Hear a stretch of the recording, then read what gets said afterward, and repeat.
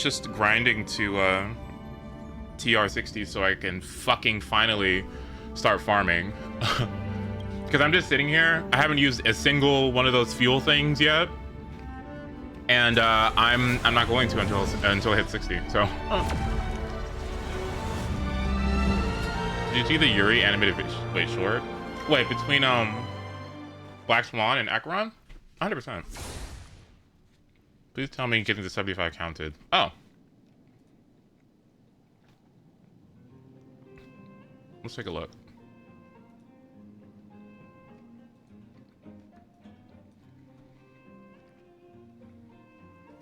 Oh, that's fire. My bad. Oops. Oh, it looks like, I'm not seeing it here. I'm not seeing it here.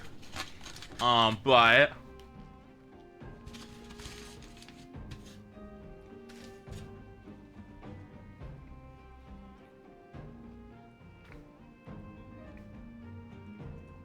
all right, we'll take a look. That really sucks. I don't know.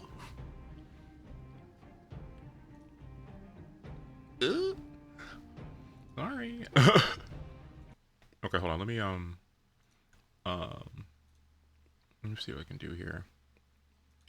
Did it not count? Like, let me check. No, it doesn't look like it counted here. I clicked the banner before you started. Oh no! Oh no! Maybe that's why. Direct. Nintendo Direct later. Okay.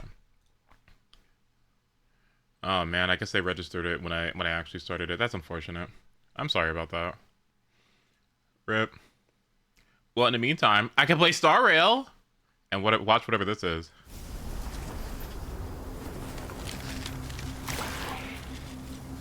Command, this is AR-26710. Please respond. I don't think they'll respond. What should we do? We're the only survivors around. No matter what, we have to get in touch with the others. Oh my god. Huh? If that's the case, it'll be faster this way, right? Hey, you. Is that Charlotte? I understand. Article 4 of Glamoth's military regulations. Leaving the cockpit is strictly prohibited. This way, we'll be discovered very quickly. Even though we'll be punished. That can't be helped. Aw. How many times is this for you now? Leaving the cockpit like this.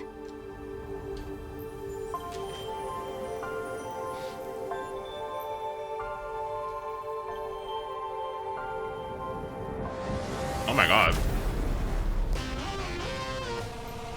Article 2 of Glamoth's military regulations. Remain on guard.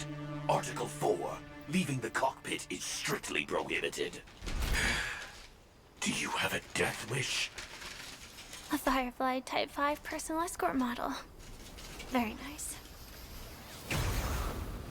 Who in the world? You're the odd one out now. You can't connect to command either. Why don't you join us? No thanks. I'll just pretend I didn't see anything. Mm-hmm. What's this? Who was commissioning children? I picked it up on the battlefield. It seems to be a civilian device. Even though it's no longer working. And the lens is scratched. If you look through the lens, it feels like looking at a whole different world. Lens? No wonder you wear those weird goggles. Bennett? I have other reasons too. If everyone looked the same, how would we tell each other apart? Your hair is very unique. Thank you. I've been growing it out. The length is also proof of your experience. But sometimes it gets in my eyes. I'm not sure if I should put it up. Your turn. Are you really not going to say anything? systems are back up. Article 8. Surviving knights should immediately return to their units. Oh boy.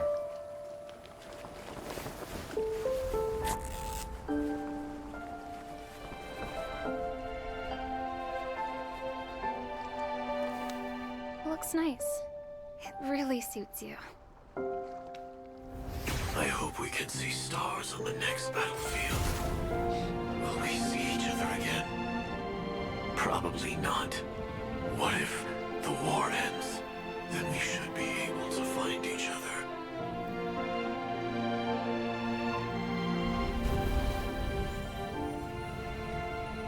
What should I say?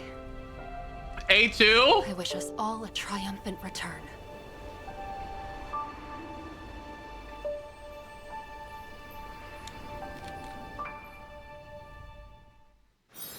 Wow. Bug. I get it. Wait, what's this one? The Embers of Glamoth.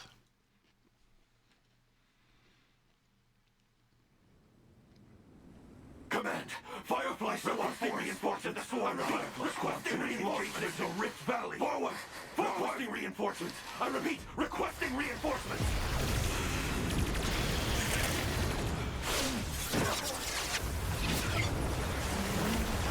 Oh my god. Oh my god. Oh my god. Ugh. Me when a wasp goes in my room.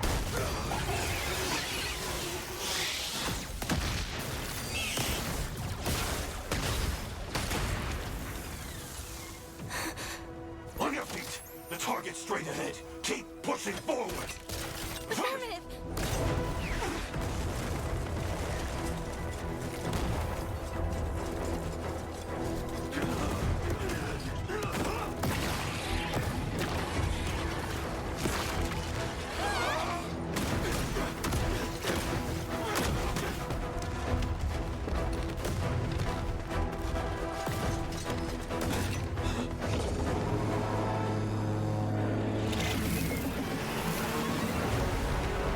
Oh my god.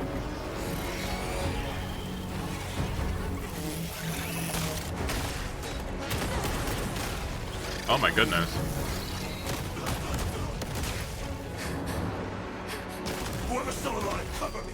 I'm going for the swarm mother! Copy! Take it! What's this? Activate it when you see the signal!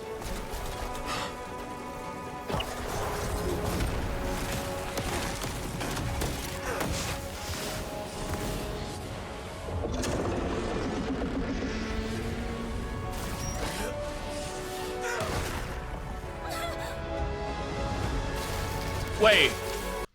Why did Ranmei resurrect these? Are they out?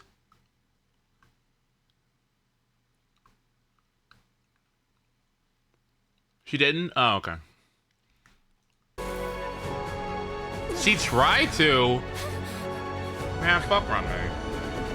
Now commencing scorched earth operations for Her Majesty! Her Majesty!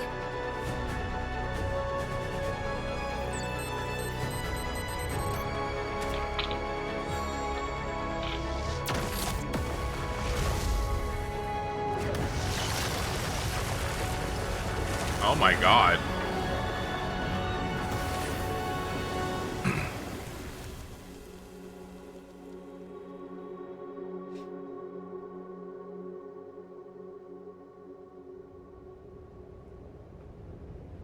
When did this come out?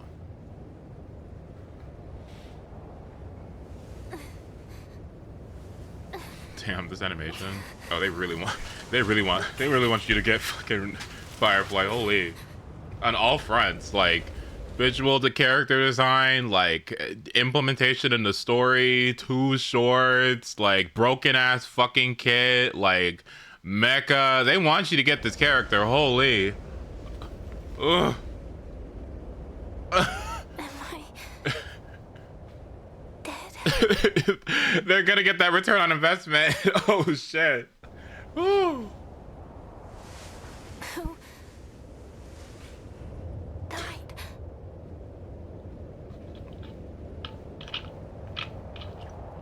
Damn.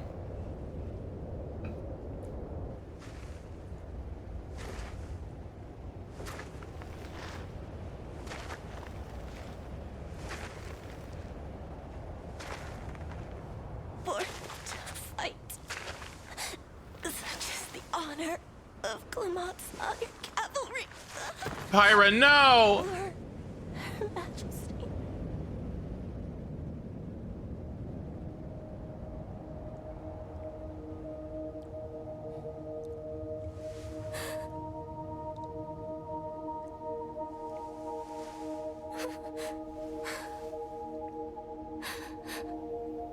Why do we die? Why do we live? Oh my god. Ava?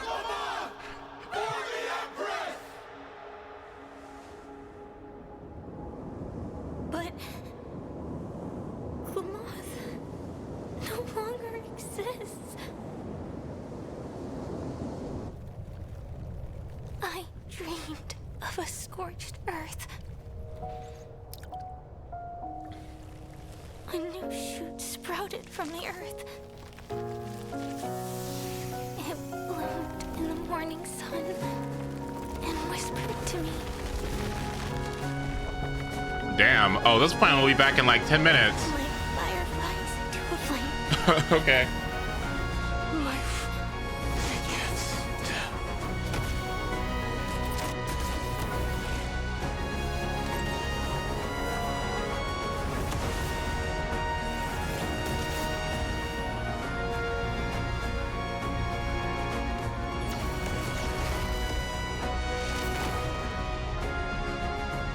Oh, well, oh, well, just kidding. Oh, well, it tried.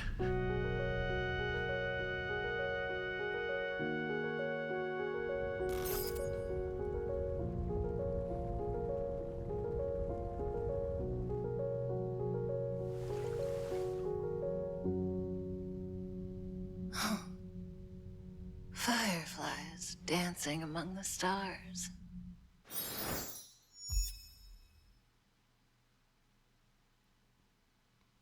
Maybe we need to. Maybe we gotta.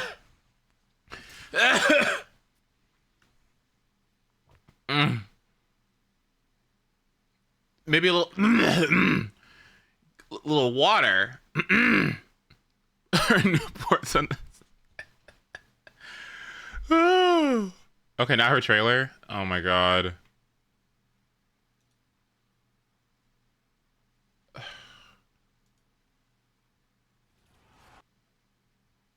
What is this? Requesting Then who will you? Is this the one? Okay, yeah. Requesting reinforcements. I repeat, requesting reinforcements. Forward, forward. Reinforcements! I repeat, requesting reinforcements! Siege unit has lost signal. Strike unit will engage target. We're under fire. Darn it! Is the experimental weapon ready yet? Darn!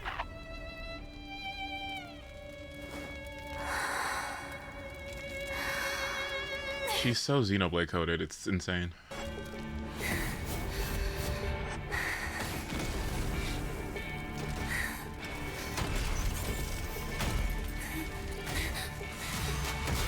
Unfortunately, I was also born a weapon to be destroyed.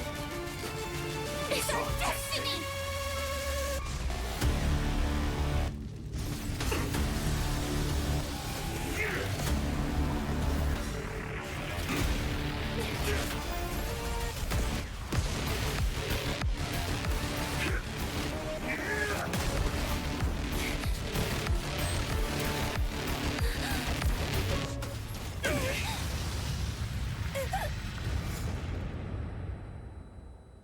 Tell me, who were you before? You can't run. Clement's Iron Cavalry, And now, Celeron, Hunter. then who will you be in the future? I don't know. To burn to ashes is the honor of Clement's Iron Cavalry. Like destiny, It cannot be defied. But for that, I still have the right to choose.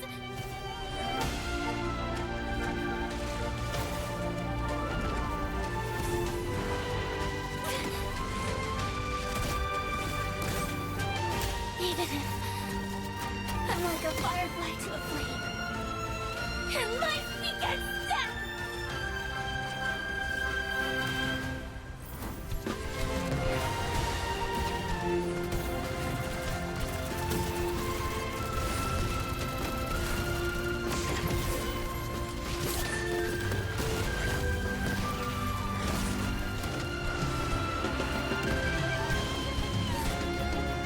In the future, I will be a firefly and live for myself until I die and burn to ashes.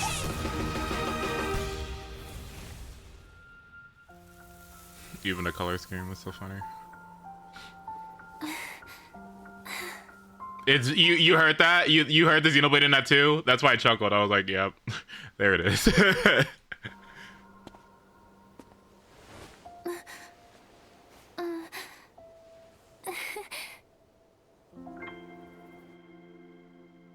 Mm-hmm.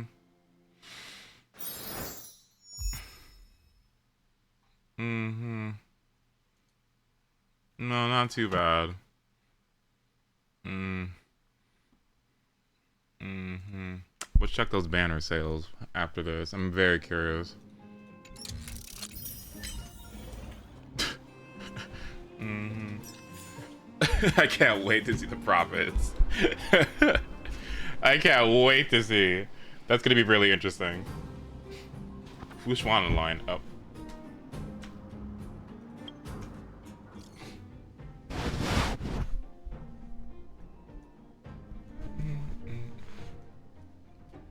There's no way Firefly's not gonna be the most. That's why I'm saying. Oh my god, hello.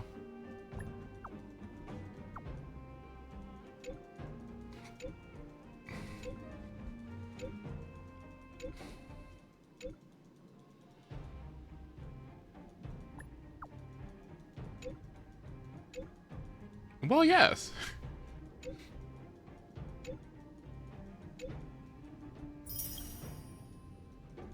All right. Cool. Perfect. All right.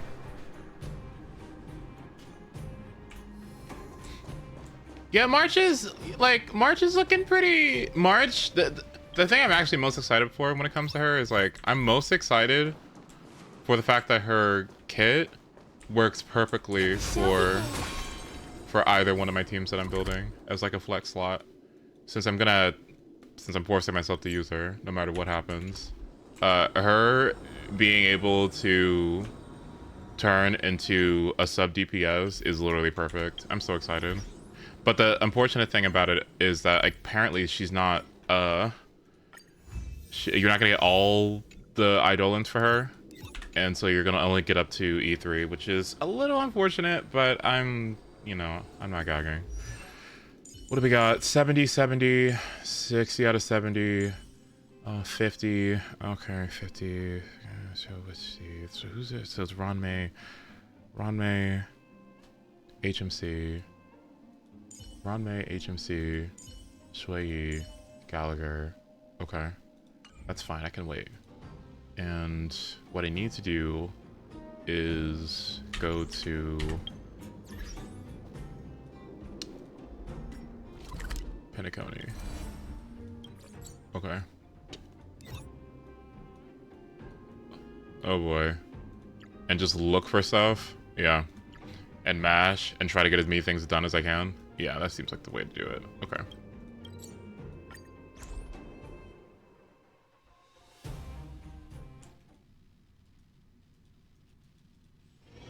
The tour is over. Okay, It's time for some rest. shut the fuck up. Shut the fucking fuck up. Okay. Shut up. But at the same time, after watching his gameplay, they're both pretty good. Okay, they're both good. Like this I'm probably gonna build anyway, but this isn't bad. Like both of them are really good. I'm excited to see how I'm excited to see how it works.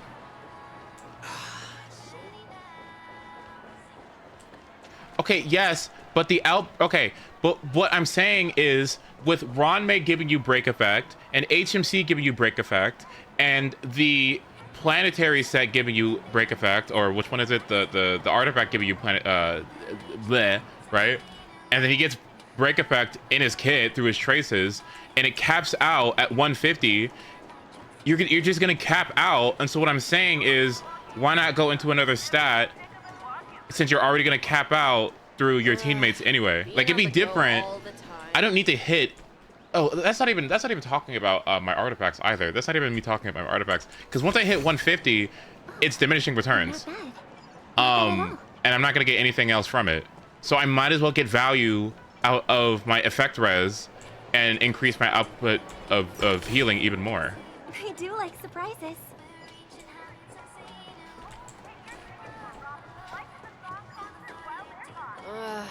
Being on the go all the time. Do you have multiplication? Yeah, I do. Oh, fuck yeah. Finally. Okay, where am I going?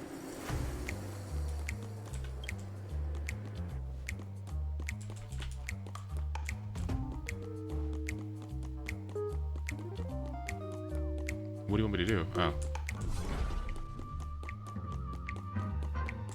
No. Okay, so you want me to go back up? Okay, that's probably what it is. Yeah. I wasted resources building his Lycon and I regret it.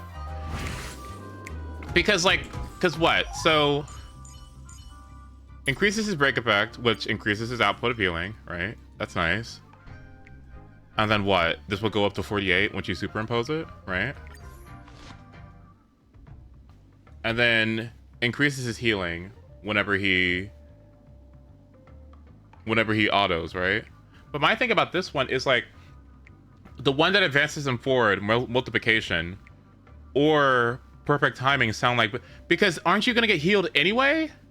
Like from using his ult, and that's the whole thing.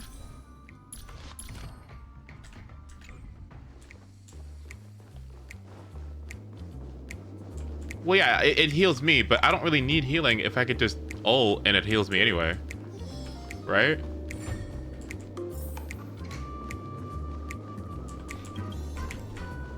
I would say that Lycon would be better if Ranmei wasn't on the team or HMC didn't give so much. I would say that would probably be the better choice. And just because I have so many superimposes on it anyway. I'd rather not overdo it. You know what I mean? This one's already leveled up and it's already S4 anyway, so it's not like it's gonna be a bad thing. I honestly think that multiplication might be better than both, though. Low-key. I really do feel like it might be better on than both, but we'll see.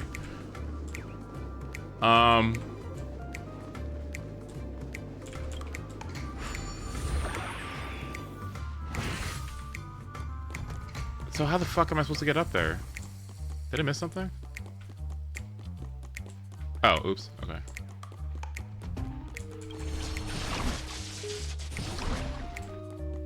Okay, was this third best in slot? Then that's fine, yeah.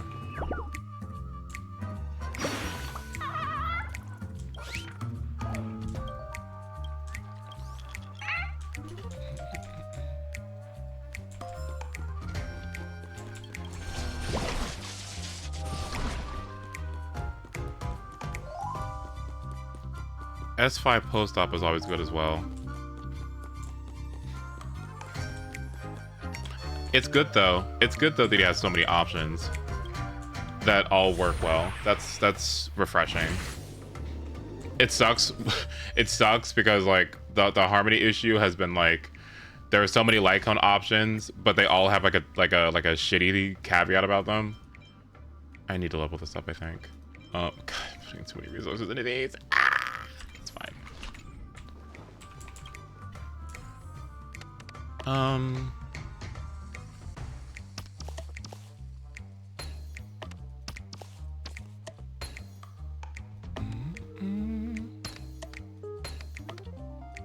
Meshing cogs is ridiculously broken. I can't believe that exists.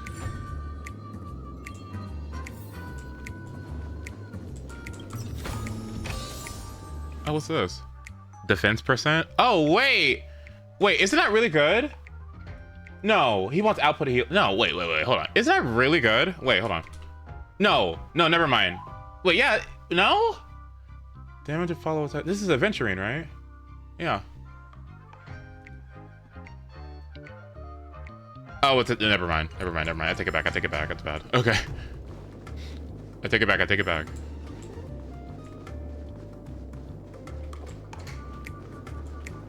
Okay, I'm out.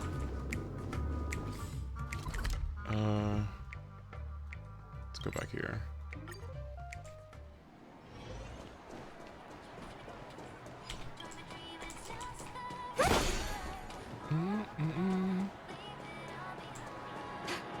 What a scam.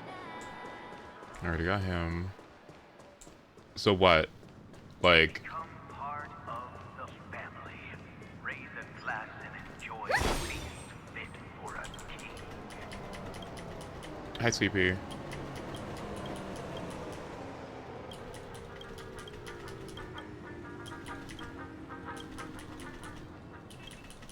Yeah, right, but...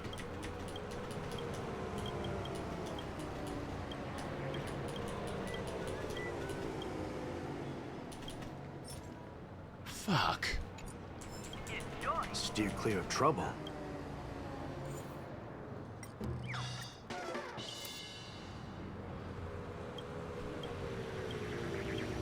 A Gallagher believer now? I mean... Steer clear of trouble. What? The way he looks? Yeah, he's nice, yeah. I just didn't realize how fucking big his boobs were. Steer clear. Oh, his kid. Oh, no. His kid is... Well, I mean... His kid to me is like, well, why wouldn't you use him? And the only other reason why I think you wouldn't use him is because you're lacking, like... I don't know, a preservation unit. Like, you don't have a tank, and so I'm wondering how possible it is for your teammates to get one shot. I find that healers, at least archetype-wise, it feels like the tanks in this game, if they could just heal themselves, they're just better. But I need to see exact... Abundant characters have things like what he has by giving people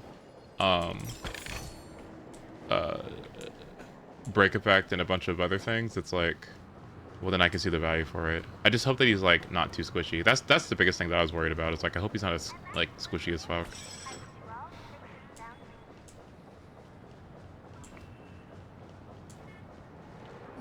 Is it jammed? Okay. Enjoy Clocky's pizza. Every stick of the clock is a tasty one. Okay. Alright. What quest do I have here? Still Run Hunters, Laofu, Herta.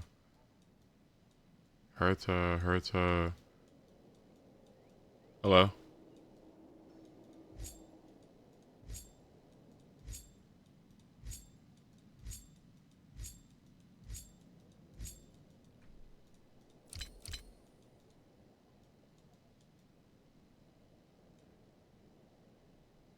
Okay. Oh, there's one. Nice.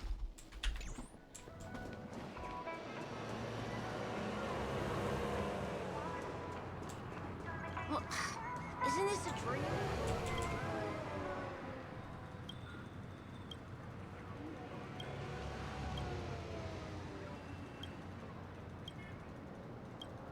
Okay.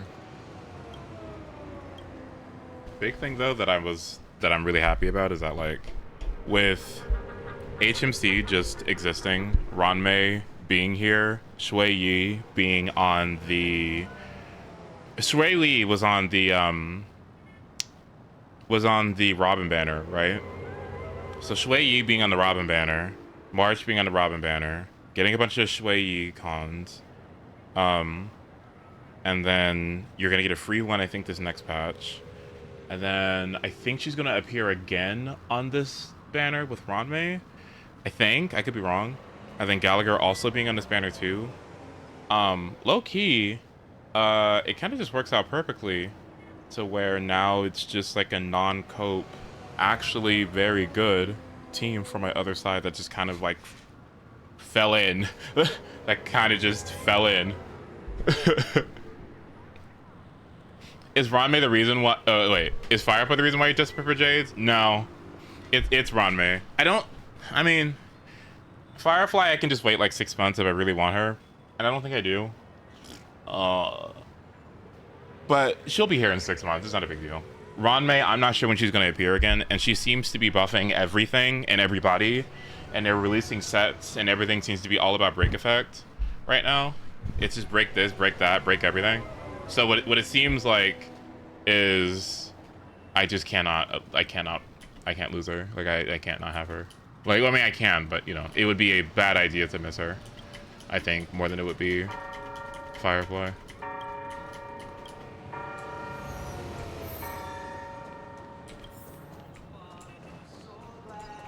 Okay, where am I going? This is ridiculous. Who else buffs? If you didn't have a Ranmei and you had like an HMC and a Gallagher and a break DPS, who would the last one be? A Robin or like a Tengyun or what? A Sparkle?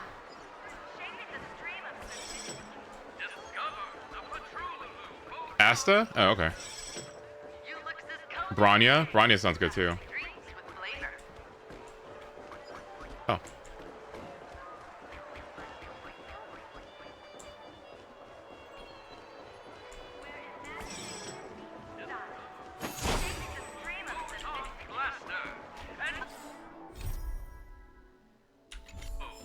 Okay, well, where do you want me to go?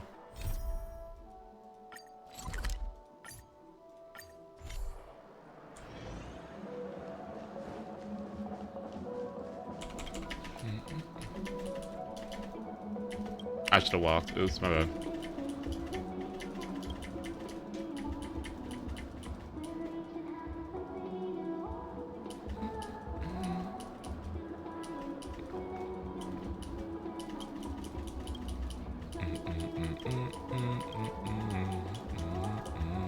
What other team archetypes are in the game? People say like hyper carry, but who was that? Who would you? What would a hyper carry team be? Just like one DPS, a support, one tank. What? So what? Two harmonies, a DPS, and a tank. Oh, sorry, sweetie.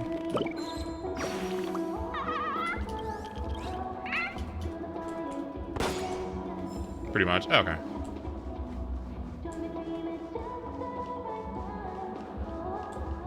DPS, harmony, debuffer, sustain. Oh, okay. Damage through the time, hyper carry, break, and dual carry are the main archetypes. Follow-up attack? I'm wondering, should I pull for Ranmei or not? Well, we watched a very, very long video about this conversation, and you wouldn't necessarily be making a horrible choice for picking either one of them. If you like Firefly, you should go for her if you really like her like that. But in my opinion, Ranmei is going to be up in the air for X amount of time. We don't know when she's coming back. Whereas we know that Firefly is going to be back in 6 months, and you have other alternatives for DPS other than Firefly. And I think that once she'll come back around and say you bit the bullet and got Firefly instead, your Firefly will greatly appreciate Ranmei being there, right? So I think that Ranmei is the better choice. I think that character is broken. I think she's insane. And even outside of break, if you can't run a break comp because you don't have a break DPS, because you didn't get Firefly, it's not as though she can't work in other comps either. I think she's one of the best characters in the game. She is relatively... She can use a cheap-ass item, or a cheap-ass light cone too. I think... I personally would say that for greatest return on investment, it would be it would be Ranmei first. But Firefly is cool. Like I do agree. What the oh wait, this is the other one. I don't need to do this right now.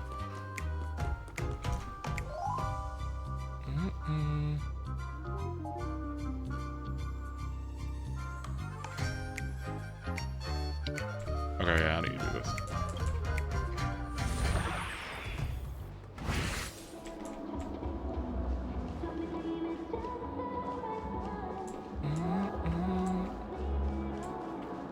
Wait, what do you want me to do? Ask the people. Okay.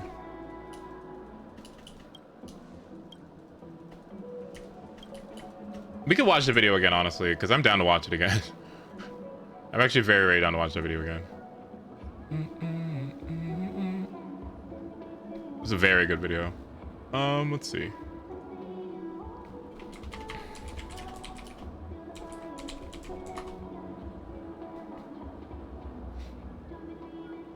Okay, hold on. Hold up. Have you ever wondered what is the hardest thing to do in Honkai Star Rail? Not that. Here, and this is a really fun one. I've been waiting so long to actually make a video of Fu Xuan versus Ranmei. Why do I say that? For those of you who are followers of the channel for a long time, you know that these are probably the two top rated characters I recommend any person consider picking up. Just that's Fu Xuan, my bad. Oops. Let's see, what's the other one? Ranmei. Jade, Skip, Firefly. Here it is. My bad. Oops. Wrong one. This is me, EOD Gamer here, and we have a very fun one today. Which is the better investment for value? Firefly versus Ranmei. Of course, I know one is a DPS and one is more of a support, but resources are limited, stellar jades are limited, and at this point, some of you will be forced to make a decision.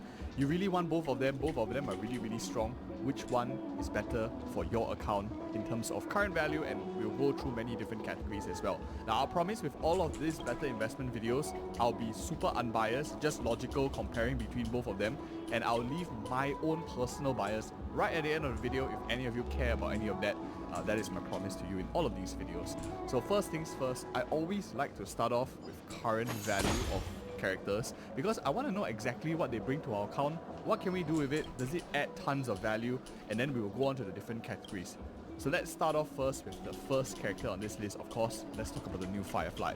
A break character that does good amounts of damage, is to some extent colorless breaking as well, because she also is able to deplete toughness even though the enemies don't have fire weakness. So very versatile, very strong, very reminiscent of a character, for example, like Acheron as well.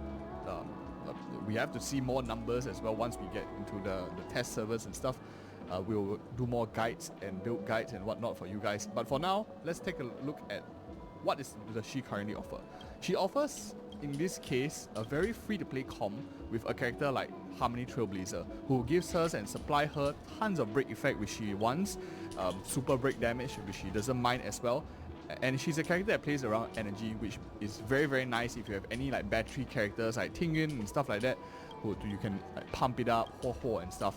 So good amounts of damage, a very, very strong character that plays into a break effect class that is currently not really explored right now in the game. The only other characters, in my opinion, that play into this category will probably be like Boot Hill and to some extent Xue Yi, who we will be getting for free in version 2.3 and somehow also on the banner. I have no idea why she's on the banner. I cannot believe she's on the banner. I cannot believe.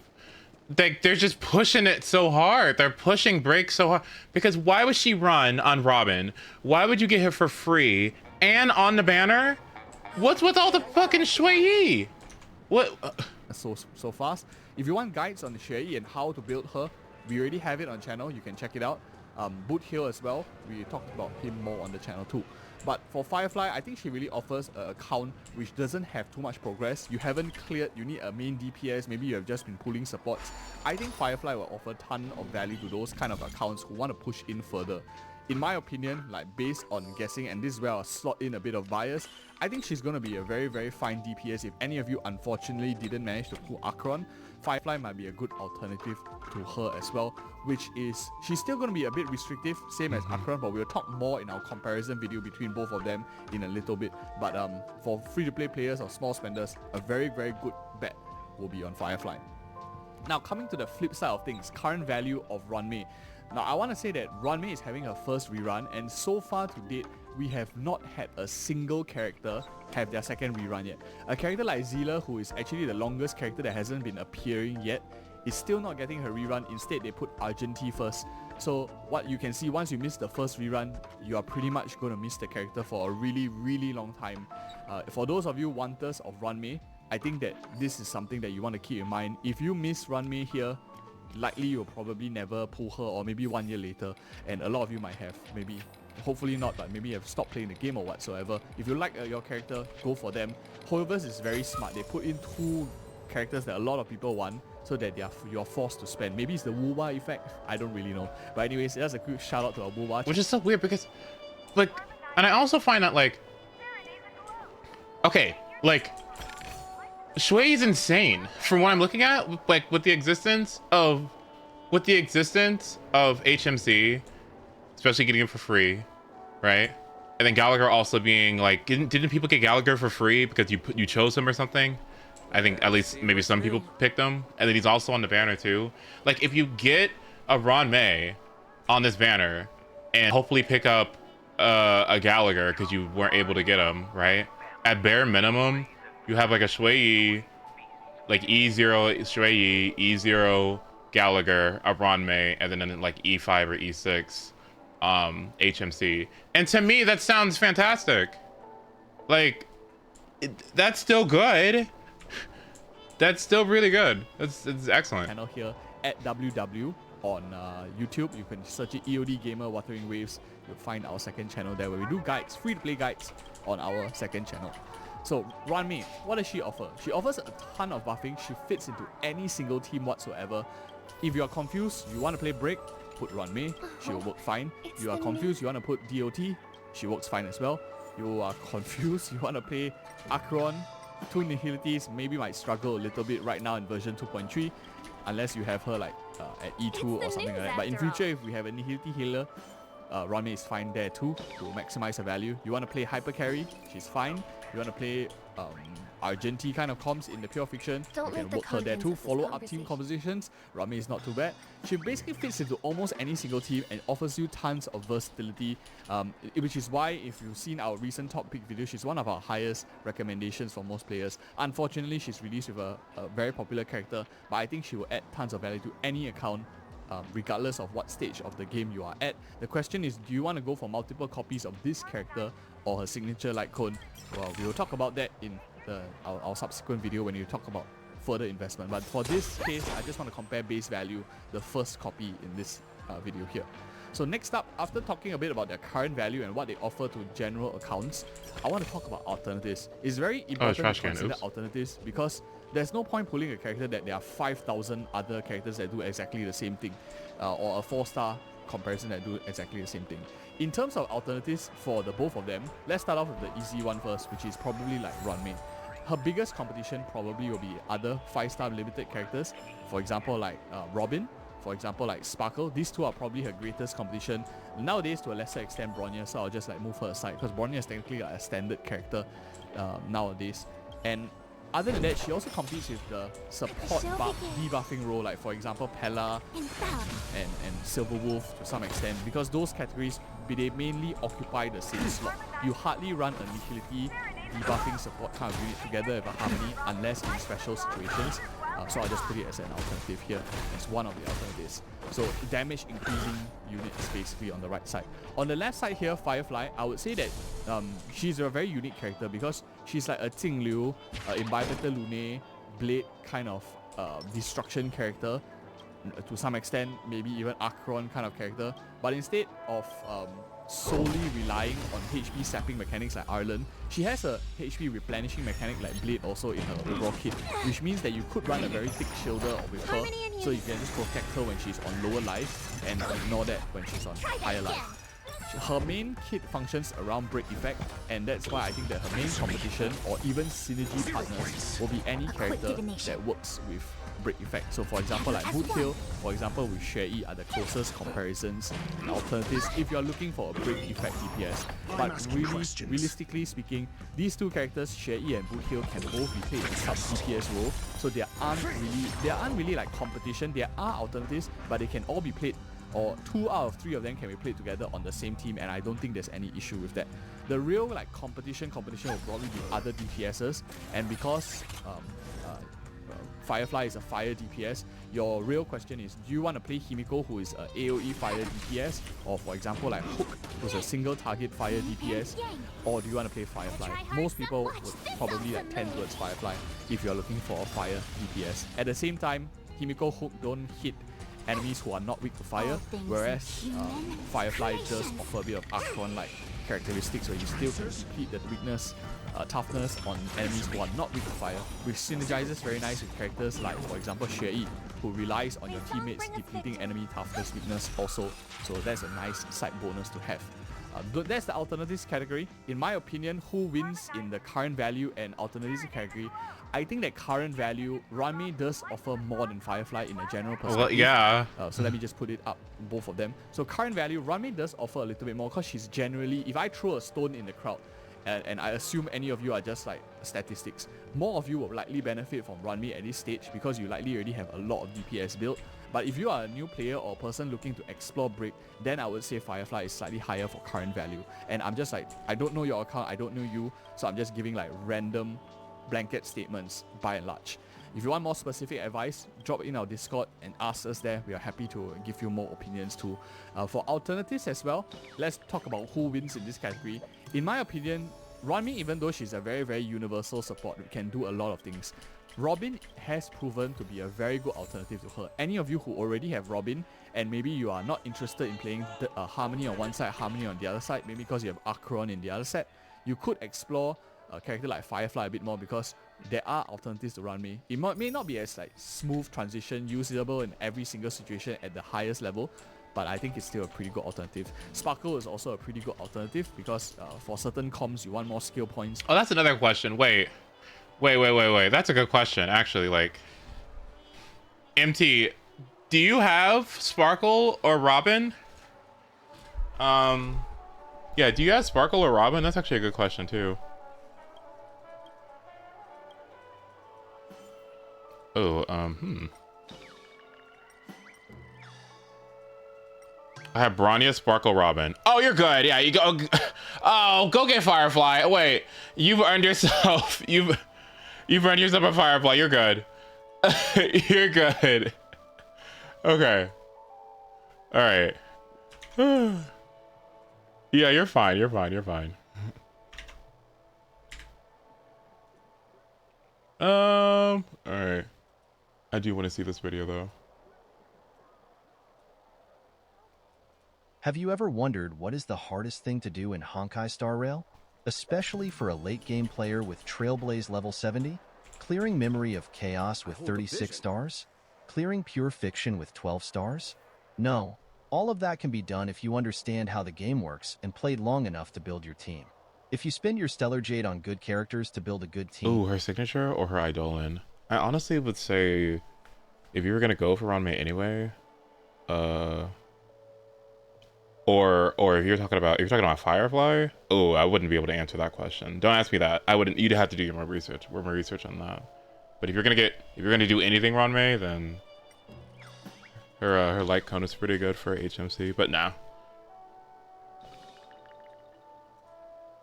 Meta-wise, then use all your daily stamina to build them from time to time carefully. You should be able to get what I've said before, getting 36 stars of Memory of Chaos and 12 stars of Pure Fiction. A lot of players have already done it. What differs from one account to another is just how fast they can clear.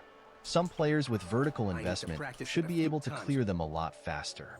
And the one that pursues horizontal investment might be struggling a little bit, but still getting full stars. In the end, it's just a matter of time before you can finish them with the highest achievement. But what I want to share with you today is something even players with Trailblaze level 70 are still struggling with, including myself, who has played this account since Imbibitor Looney was released. As a late game player, my daily routine in Honkai Star Rail is to farm and build my characters, including the upcoming one. I want to develop my characters with the best stats I can get, realistically. Because of this, I can't even count how much time I've spent entering the Relic and Planar stage. A lot of them are actually just a waste of time. Even after some weeks of farming, some of my characters are still not getting better. This happened when I tried to farm for Jinglu, before I stopped without making her a proper damage dealer like what people said. So let's talk about her first for a few minutes. Some people consider Jinglu the best damage dealer for new players in Honkai Star Rail. I've seen a lot of comments and upvote about her in some communities. The main reason is that Jinglu has 50 free critical rate. This number is huge. I can't even imagine there will be a harmony unit with this kind of buff. Then why did Jinglu become my hardest character to build?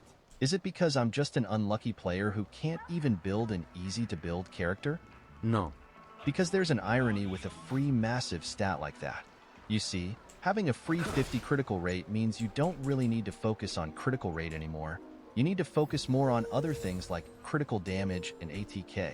But in Honkai Star Rail, critical damage is considered better than ATK. That's why people always say critical value is the first thing to look at when judging damage dealers' build. This means you really need a lot of critical damage when building Jinglu. But what happens if you get a lot of critical rate? It will have a happy ending if we're talking about another character. But Jinglu? Yes, you need some of it, but not a lot. This is my best Jinglu build after farming for at least 2 months. Some people might say this is already good enough, but the truth is, it is still below my expectations. Bro, why? What? Wait, what? 32, 20. What's wrong with it? 211 crit damage. What's wrong with it? What? What's wrong with it? This is my best Jinglu build after farming for at least 2 months. Some people might say this is already good enough, but the truth is, it is still below my expectations. Let's compare her to my Imbibitor Looney, which I built in just a week. On paper, Jinglu looks better, but gameplay-wise, Imbibitor Looney hits harder. There are many factors to calculate the final damage, like skill scaling for example, and Imbibitor Looney has more min scaling. So if I want to make my Jinglu climb to the same level as my Imbibitor Looney, I need a lot of critical damage. Something I desperately needed in those 2 months of Jinglu farming, that ending with I benches her forever. This problem might be solved if only I could get her light cone, but unfortunately, I wasn't lucky enough and get Welt's light cone instead at around 70 pity, even when I don't have any plans to use it. Jinglu, who really needs critical damage, has the same common thing with what I want to talk about in this video. The 160 or 161 SPD. Farming for 1 stat only is much harder than farming for 2 stats. And for me, this is the hardest thing to do in Honkai Star Rail. Currently, I'm only capable of making 1 character with 161 SPD, even after playing since Imbibitor Looney's release day. I don't know if you feel the same way or not, but after reaching the end game where I can already clear the content of the highest star, I feel like there are not many things to do in Honkai Star Rail anymore. It feels like I've already completed the game's final goal. But why should I keep playing the game if there's no goal anymore? To solve this, I need to make something up, and that's where my personal mission to find 161 SPD was coming from. Some veteran players say that 161 SPD is needed if you want to move twice in 1 cycle. A big thing, but not mandatory to aim for. You can clear the hardest content even without it. But still, I need to make a reason to keep playing the game. Let me tell you this. Honkai Star Rail's relic system has many RNG layers you need to pass before getting a good one. The first layer is to get a gold relic. The second is to get the right set because there are 2 relic sets per domain. Does this fucking matter? Does this even matter? Wait, if you're 12 starring, then who cares? Who cares? Are you clearing the content or not? Because if you're not clearing the content, then yeah, this is valid. But if you're clearing the content, who fucking cares? What? Okay, I'll 0 cycle. It's just his personal goal. So what is this person saying? The hardest thing and how to prepare for it. I'll hear him out. The third is to get some desired substats. The fourth is to get the high roll. And the fifth is to get your desired substats leveled up. But the difficult difference between the fifth and the rest is like heaven and earth. In a week of farming, I believe you can complete the first 4 layers with some relics ready to level up, But after you level them up, tell me, how many relics can you consider worthy one? From my experience, lowering my standards and becoming realistic has already become my hobby. Well, yeah. Now, if we use my previous example, I rarely mention building a DPS character except for Jinglu, because building them is not that hard for me. You can build them with the highest critical rate and critical damage, and anything that comes to your account between them, you can use them. You have two options, meaning you have more compensation. Unlike Jinglu, who needs critical damage the most, more than she needs critical rate, farming for her will be very strict. So combining all the 5 RNG layers I've mentioned before with one desired stat only is like finding a needle in a haystack. The struggle will literally be the same. I've already built 5 damage dealers that I can consider good enough. I have Herda, Himiko, Clara, Imbibitor Luni, and Acheron. I don't really set any standard towards a DPS since they have different scaling. But my support? The standard that I set for this account as good support is having 160 or 161 SPD, and only Pella has already reached 161. She doesn't need that shit. For what? She doesn't need that. What, to auto twice? SPD. Building good support, again, from my perspective, is like building Jinglu, where I can only aim for one substat. Fortunately, it is not too hard compared to her since I can use half relic set on my supports. So after playing the game for months, there's one thing that makes me feel a little bit salty when someone shows off their account in the community. Showing off their luck to get a 5-star in just 10 pulls? No, I believe can get them someday. Even though I can't, it's still okay if I need to reach pity. Truly. Because in the end, I can get them if I manage my resources. That's what matters the most. So what is it? Getting a good relic with one substat leveled up to level 15. This is the thing that hurts me because I know there's a chance that I can't get it even after playing the game for years. This kind of thing is just pure luck, and also the hardest thing to achieve in Honkai Star Rail. My recommendation for solving this hardest thing in Honkai Star Rail is to save anything that has SPD on it, no matter what set or piece it is. Okay. Maybe you don't really need them right now, but later, I can guarantee you this will help you. Okay. SPD is one of the most important substat in this game. Okay. And also the hardest one to farm. Okay. In the end, it will be determined by your luck, but having a lot of ammunition is the only way to prepare for it. Okay. Keep speeds. Okay. Sure, I'll keep that in mind. Also, I wanted to look this up. I wanted to watch this video. Hey, Goba here. Speed is probably the most important stat in the game. More of it means more turns, and more turns means more chances for your character to do what they do best, in a shorter amount of time. Nearly every unit wants to build speed, and some in bigger quantities than others. Despite being so important, it might also be the most complicated to understand, and we don't have many guides on the matter. And we have lots of people going for 134 speed on every unit when it's not necessary. So that's what I'll be discussing today. I'll first discuss why speed is important and when it's not. Then I will explain speed in a hopefully simple way. After the explanation, I'll be explaining why we care about speed breakpoints and finish with a general speed guide for each type of unit. You're gonna have to trust me and follow through the video, even if big spreadsheets and numbers scare you. They are just to help, and it's actually a quite simple explanation. Also, if you like this guide and want more, I do in-depth guides on mechanics in the game as well as every unit. So like and consider subscribing to catch the next one. Anyway, let's begin. First of all, we have to ask, why is speed important? Well, speed is crucial for pretty much every unit in the game. So broken. It can boost the effectiveness of a unit's core roll. That's the case with Tingyun, who wants to generate skill points and cycle her ultimate for her DPS's turn. It can also make your actions happen faster, good for nearly any unit. For example, a DPS can do 100% of their normal damage every action. Doing 90% of their damage every action is even better, provided you're taking more actions. Oh, that's broken as fuck. That's broken as fuck.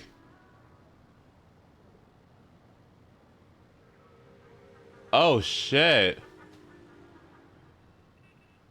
Oh my gosh. Oh. Okay. Doing 90% of their damage every action is even better, provided you're taking more actions. It will also let you take turns before enemies, which is nice for setting up defensive buffs like Fushuan's Matrix of Prescience. It can let you tune buffs so that you will buff your DPS before they take their turn, like with Yukong's skill. It can also let you reach speed-based buff conditions like the Fleet of the Ageless Plain Ornament set. And finally, it can let you finish cycle-based content faster, such is the case with Memory of Chaos. Being faster at specific breakpoints will let you take more actions in a certain amount of cycles, and since you need to clear Memory of Chaos in a certain amount of cycles for the most amount of rewards, speed breakpoints exist to make that easier for you.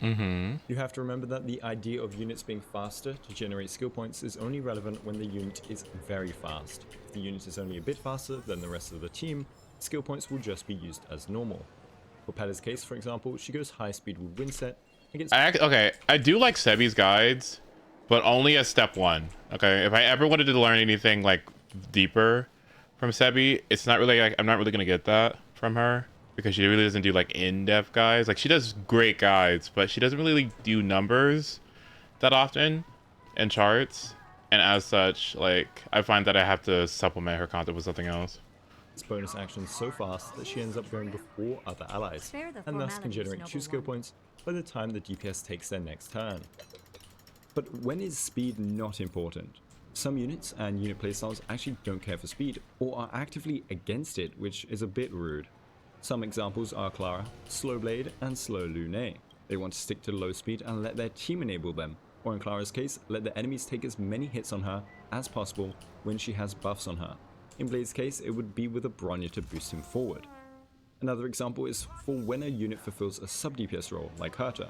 She will follow up regardless of her speed, and so stacking up big DPS stats instead of speed will help out her sub-DPS damage. Oh, that's broken. Wait, what? She does that? Ew! Also stacking up big fills a sub-DPS role, like Herta.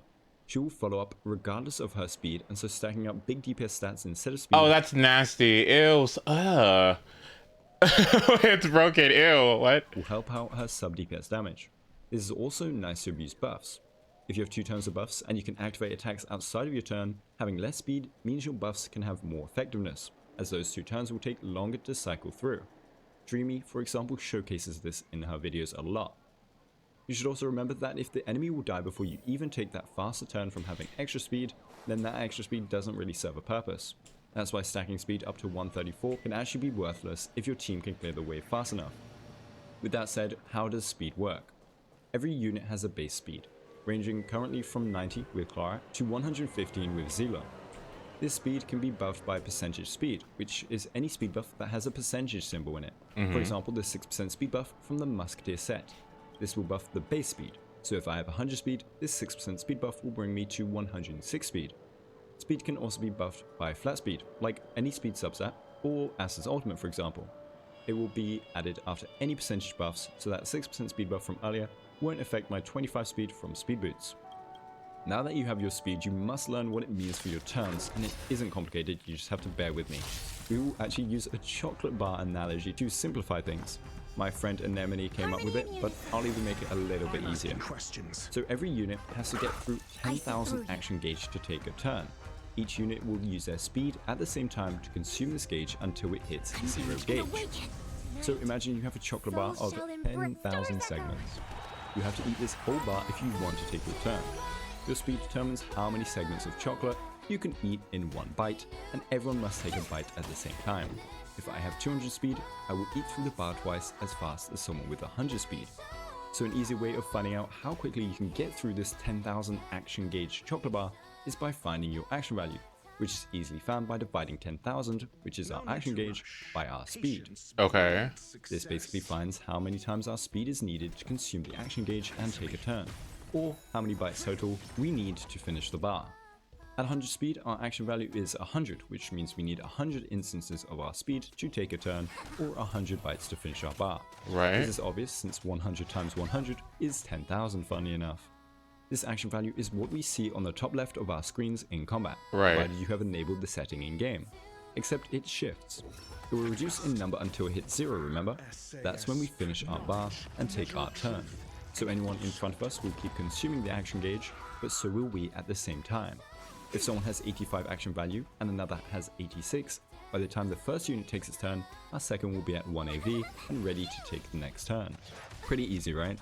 So when we buff a unit's speed, we buff how much they can eat in one bite until the speed buff is finished. Asta's ultimate makes everyone's mouths a bit bigger, which is something I didn't think I'd say for a guide video. In the case of slow debuffs, our mouths are made smaller, and we take more bites to finish our bar and take a turn. Now onto advance forward and action delay. Advancement forward buffs will make your character suddenly shoot up in the action order. What it actually does though is reduce your action gauge needed for that one turn that you got pushed forward in. In chocolate terms, an advancement forward means your chocolate bar is smaller for that one turn, so you have to take less bites to take your turn. A 100% advance forward means your bar was taken away from some mean person, but at least you'll take the turn immediately. Okay. A 20% advance forward, like in the light cone multiplications case, means you only have 8,000 segments you need to eat for that turn, meaning you now eat 1.25 times as quickly. This is why advance forward can also be translated into speed. If you have less action gauge than someone else, but you're slower, you can still end up taking the turn before them. Action delay, however, is adding chocolate segments to that bar, or increasing the amount of gauge you need to consume to take a turn. A 50% action delay will add 50% of your original gauge into your current gauge. Basically, no matter where you are in your chocolate eating competition, 5,000 segments will be added on top, which is a bit unfortunate if you've not got a sweet tooth. An example of action delay is a toughness break. When you break an enemy's... Oh, that's why that shit is so fucking broken. Oh. Oh. Oh, ew. Toughness, they get a 25% action delay, or more if you did a quantum or imaginary break. This will add 2,500 action gauge onto their current amount. If they are super fast, it won't be too much of a problem to eat 2,500 more segments, but if they're slow, it will take a long time to get back. This is why Welt, for example, his slow and imprisonment on top is so deadly for enemies' turns. Finally, even though these advances and delays are shown as percentage values, they have a fixed effect, and having multiple on top of each other just adds flat values, no multiplying or dividing. A 20% action advance from Zila, combined with a 25% action delay for example, will result in a combined 5% action delay altogether. Okay. So with the speed explanation over, why do we care about speed breakpoints? Well, it's only for Memory of Chaos or plain ornament sets, except those sets are either 120 speed or 145. Memory of Chaos is designed to give more rewards the faster you clear it, and it's based on cycles. You start with 30 cycles, and you have to beat both sides with 16 cycles left for maximum rewards, at least for 1.4, Memory of Chaos 10. It may get increased in the future, so you'll have less cycles to get 3 stars. If you finish before the first cycle ends, no cycles are deducted, and that's how you complete a 0 cycle for example. If you finish after the first cycle, but before the second, you'll have done 1 cycle and have 29 left for the second half. So in 1.4 our cycle limit is 7 per half, 6 full cycles after the first, and that's why we calculate according to 7 cycles worth of length. Cycles are segments of action value, 150 for the first cycle and then 100 for the following ones. Having for example just under 50 action value, which you can get with 200.1 speed, means we can take action 3 times in the first cycle. At 93.4 speed, you'll get an action every cycle, and that's where speed breakpoints come into play. At certain amounts of speed, you'll start getting a bonus action on a cycle. That can be the 7th cycle or the 1st, and depends on your breakpoints. Here's a bonus action chart that shows when you'll get a bonus action. Oh, wait, that's neat. Oh, okay.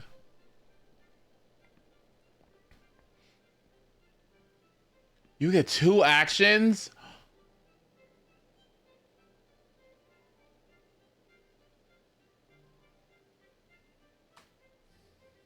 Actions. Wow, okay. And how many bonus actions you'll get depending on your speed. Pause if you need to take it in. And here is a smaller version that shows the first breakpoints for each bonus action count, so it only shows the first breakpoint to get a specific amount of bonus actions. The reason why 134 is spoken of so much is because it gives you a bonus action in the very first cycle, on top of it giving more bonus actions later down the line. It frontloads your damage quite a lot on the first cycle and lets 0 cycle clears happen much easier. You shouldn't ruin your whole stat line to get 134 speed, and it's only really for 0 cycling. Remember, 0 cycling is not needed to complete Memory of Chaos. It also won't matter if you take 2 turns in the first cycle if you have no damage, and it won't matter if your buff timings are ruined, if you have no skill points, etc. 134 speed is a min-max option for a reason, and sacrificing good relics for speed is not worth it in the early game, mid-game, and even in the end game if you're not competing. Hi Chrome, good to see you. The guideline would be to get 121 speed or 134 if min-maxing. Some units also buff their own or each other's speed, so you don't necessarily need to hit this 134. Some units again also won't want this speed, and some 0 cycles are performed at 0 speed using a Bronya at very high speed, with or without dance dance dance on top for some advanced forwards. So finally, I will give a speed recommendation for every unit in Star Rail, which is impossible, and these are all assuming 134 is a god breakpoint. I don't believe myself that it is, but since it's the most powerful and accessible breakpoint we have, I will use it for these guidelines. So some units want as much as possible, but must also conserve and build their main scaling stats like shielders with defense percent. Some units want 134, like DPS that don't have self speed buffs. Some units want less than 134, like hunt DPS that have self speed buffs or DPS with action advancement buffs. Some units want no speed, like Clara. 182 speed, how? And slow build versions of DPS.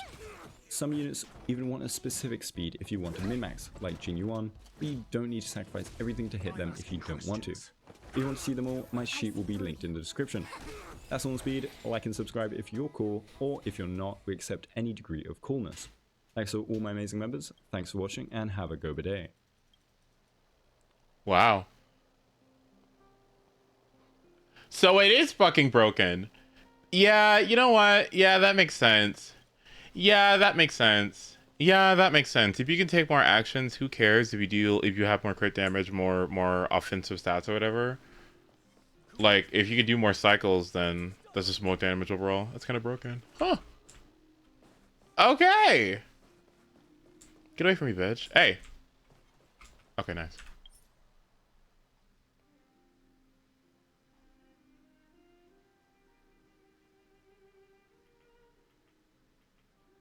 I like WoW videos. They're really, really nice. This is like Star Rail's the Jeff for me.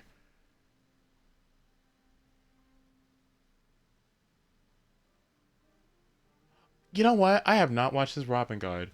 I'd love to see it. Hey, Gobin here. It's Gobin time with a guide on our new cracked Harmony unit that, during testing, felt a bit too strong to me, considering she's supposed to have a niche. We are here today on the Creator Experience server, so things are subject to change, but it should be relatively minor if so. Her kit and complexities and mechanics should all stay the same outside of niche cases, and I'll update you guys with any changes. So today I'll be talking about that kit of hers, how it works and how to abuse it, as well as reviewing her eidolons and signature. We'll talk about her best builds and stacked goals, as well as team compositions. There's lots of cool stuff to talk about today, so smash that sub button if you want to win your next 50-50, and let's begin. Robin is a 5-star physical Harmony unit, our second of said combo, and the first Harmony unit that really brings the harm in Harmony. Among base stats, her most notable one is that high base attack, which she absolutely will be using. That is high as fuck. Oh shit. Wait, what? 16 out of 50. Oh. She's got tankiness. Why is she so tanky? Oh my gosh. Oh my goodness. As well as that very high energy cost of 160. For Trace priority, focus on her ultimate, then skill, then talent. Basics do not need any leveling. Onto that kit. Her basics are standard, nothing too special. Her skill, however, gives a 3-turn team-wide damage buff of up to 50%, slightly weaker than Ruan Mei's. It also decreases at the start of her turn, being an aura buff. Her talent, Tonal Resonance, is a permanent team-wide 20% crit damage. She also gains 2 energy whenever an ally attacks an enemy, including her own basic attacks. This means high-frequency attacks will let her generate that 160 cost ultimate much easier. But the real source is that ultimate. Welcome to Vox Harmonique, Opus Cosmique.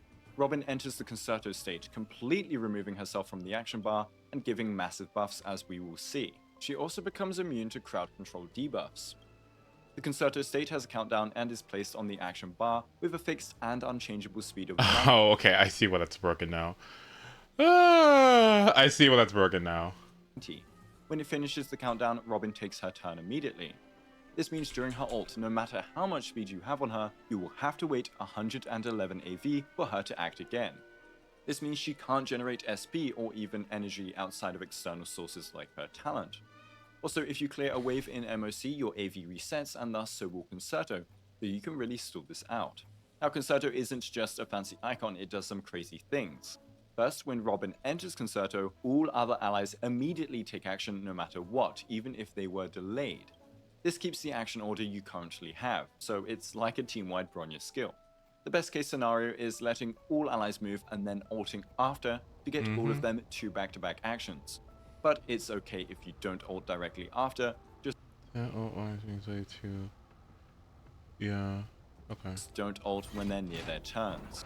Your allies will always act twice every concerto. You will need 180 effective speed on your team or the concerto to reset on the second wave in order for your team to act 3 times. Ew.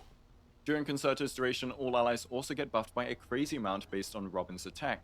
Considering a well-built Robin can reach 4k attack, you could be hitting attack buffs of Ron May free to play. That's not even that fucking much, dude. That's not even that much. What? That's not even that big of a difference. Oh man. Between her signature and Bronya's.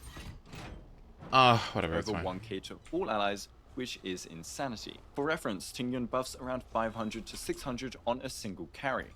This also buffs herself, of course, so that's at least 2 allies with a massive attack buff, 3 with a dual DPS team. And if that wasn't enough, every attack from allies now has a proc of additional damage from Robin. It does 120% of her attack, and she has a fixed crit ratio of 100 to 150, so you don't even need to build crit, but you also can't buff her crit. Attack percent and damage percent and death shred can all still buff its damage though. Again, high frequency attacks can abuse this greatly. It is additional damage though, they are not follow-ups. So it does not give her energy, it does not do toughness damage, and it doesn't proc things like cogs. You can expect around 10k procs, but I've seen up to 20k, and this is every attack. Finally, her technique is a pretty cute one and gives an OK 5 energy at the start of a wave. Since it is a dimension, I wouldn't prioritize it over another one unless your rotation really needs it. Speaking of energy, her A6 gives her 5 energy on top when using her skill for 35 energy. This is pretty big, and if you have the SP, using that skill to secure the ult can be worth it, even if your skills buff is up already. Her A4 gives all allies with the ult can be 35. Speaking of energy, her A6 gives her 5 energy on top when using her skill for 35 energy. This is pretty big, and if you have the SP, using that skill to secure the ult can be worth it, even if your skills buff is up already. I'll keep that in mind. Okay. I'll keep that in mind. Her A4 gives all allies follow-up attacks in the Concerto state a 25% crit damage boost. Just like Sparkle gives quantum units higher attack percent, it is a bonus synergy, not a reason to force Robin into only follow-up teams. She is way too good for that. And her A2 gives a 25% advance forward when entering battle, so only on the first wave. This is like multiplying her speed by 1.33 recurring, but an easier way of finding what speed you want to build on Robin is by multiplying the speed you want to hit on her first turn by 0.75. So if I want to outspeed a 160 speed unit, I want 121 speed. This helps her get her skill off immediately and buff all allies, like a mini inbuilt Vonwag. All in all, her kit is like a 5-star Tingyun, the attack is bigger and team-wide. The damage percent is similar and team-wide. The additional damage procs are stronger and are on every single ally attacks during Concerto. Robin doesn't give energy like Tingyun, but extra turns equates to more energy anyway, and is for the whole team. The only thing Robin lacks is SP generation like Tingyun, but then again, Robin can advance units that can generate SP. Robin being similar in kit and much stronger means Robin will be sitting very nicely in the meta at a high tier. Now let's check out her Eidolons, and of course her E1 is a banger. Whilst in Concerto, all allies will now get a 24% res pen buff, which is or what? 1.24 times or higher buff to all allies damage, which is incredible. It's also just a better raw Mei E1, even with Death Shred stacked on top. Her E2 gives allies 16% speed during Concerto, and now she gets 3 energy. What? Follow-up teams. Ew! What? What? She gives allies 16% speed during Concerto, and now she gets 3 energy per ally attack. Follow-up teams don't really have energy problems, and to be honest, the rest clear fine without this extra energy. Also, the speed from my testing is pretty useless. 164 speed would be needed on your DPS to take advantage of it. Oh, that's kind of a lot. Starts shenanigans. Her E4 is a Dispel on ult and 50% F-Res during Concerto. This is obviously for Aventurine. Without him, it's okay, but with him, it gives full debuff immunity to your whole team outside of fixed debuffs. Her final Eidolon gives her 8 nukes every time she enters Concerto, as she will have 8 attacks with 600% crit damage. Now let's check out her build, starting with Relics. All she wants for Christmas is attack percent, so you're going to give her that. 4-piece physical would be her best, since it gives attack percent and damage, however the attack percent takes a while to max out since her additional attacks do not count. Also, farming 4 physical is pain. Instead, I would opt for a 2-piece combo of 2 Prisoner, 2 Musketeer, or 2 Physical. Okay. The attack percent sets would buff her damage and buffs, whilst 2-piece Physical would buff her damage a little bit more, though you'd get no attack buff increase. You can give her 2 hack space if you have a specific breakpoint in mind. I think I should probably go for the physical, honestly. But we'll see her speed requirements are quite low 99% of the time. Also, 4 hacker isn't doing anything out of super fast ally builds. For plain ornaments, most should opt for Fleet of the Ageless or Spacing Station if you have no fleet. Fleet is a much bigger buff to everyone. You can also use Von Whack. The energy can come into play with certain setups and the advance can be nice. Considering the giant advance from her A6 and Von Whack, you can end up not directly behind, but pretty close behind your team's first actions, meaning you can basic into ult immediately instead of waiting. This lets them start pumping out damage with their ultimates. You don't need to do this though, as even without Von Whack, you can just always ult after the team's second action and What the fuck is happening during this quest? Like, people keep fucking dying. Oh my goodness. Does the same thing. For main stats, you'll opt for an attack chest, attack or speed boots, attack or physical damage orb, and always an energy rope. Don't go attack rope unless maybe you're zero cycling. Attack boots are generally better, as we'll see her speed is pretty irrelevant to get high, and the orb choice is up to your preference. Attack orb is a 100 plus attack buff to all allies, but physical damage is a nice buff to her own damage. Considering the fact that you can't roll damage percent, a physical orb with high attack percent substat rolls can be amazing for her, giving her a similar buff to allies whilst boosting her own damage. So on to the topic of speed, which will probably be an important one going through to release. She specifically boosts allies forward immediately, and she has a fixed speed during Concerto, so she is tied to cycle breakpoints, but also can't always meet them due to her 90 speed after ulting. This means we want to fit our desired amount of ultimates within a reasonable amount of AV. 117 speed is the bare minimum, giving you 2 actions on Robin in the first cycle of Wave 1. 120 speed gets you to Fleet, Von Whack or Space Ceiling breakpoints. 121 speed lets you outspeed 160 speed allies on the first cycle of Wave 1. Anything further is subject to your own rotations and situations, and more speed does not see you gain benefits in 99% of cases. Oh, that sucks because she already has a ton of speed through her traces anyway. Ew. Ooh. Yay! You're witnessing a story of somebody who became a tyrant. Oh. Huh. Well. This is from simulations and testing. This is because her ult is so varying in rotation and you don't always want to ult instantly, and she also spends most of her time in Concerto where her speed is fixed at 90. For example, if you always exit Concerto at max energy on Robin, your speed is irrelevant because she instantly ults.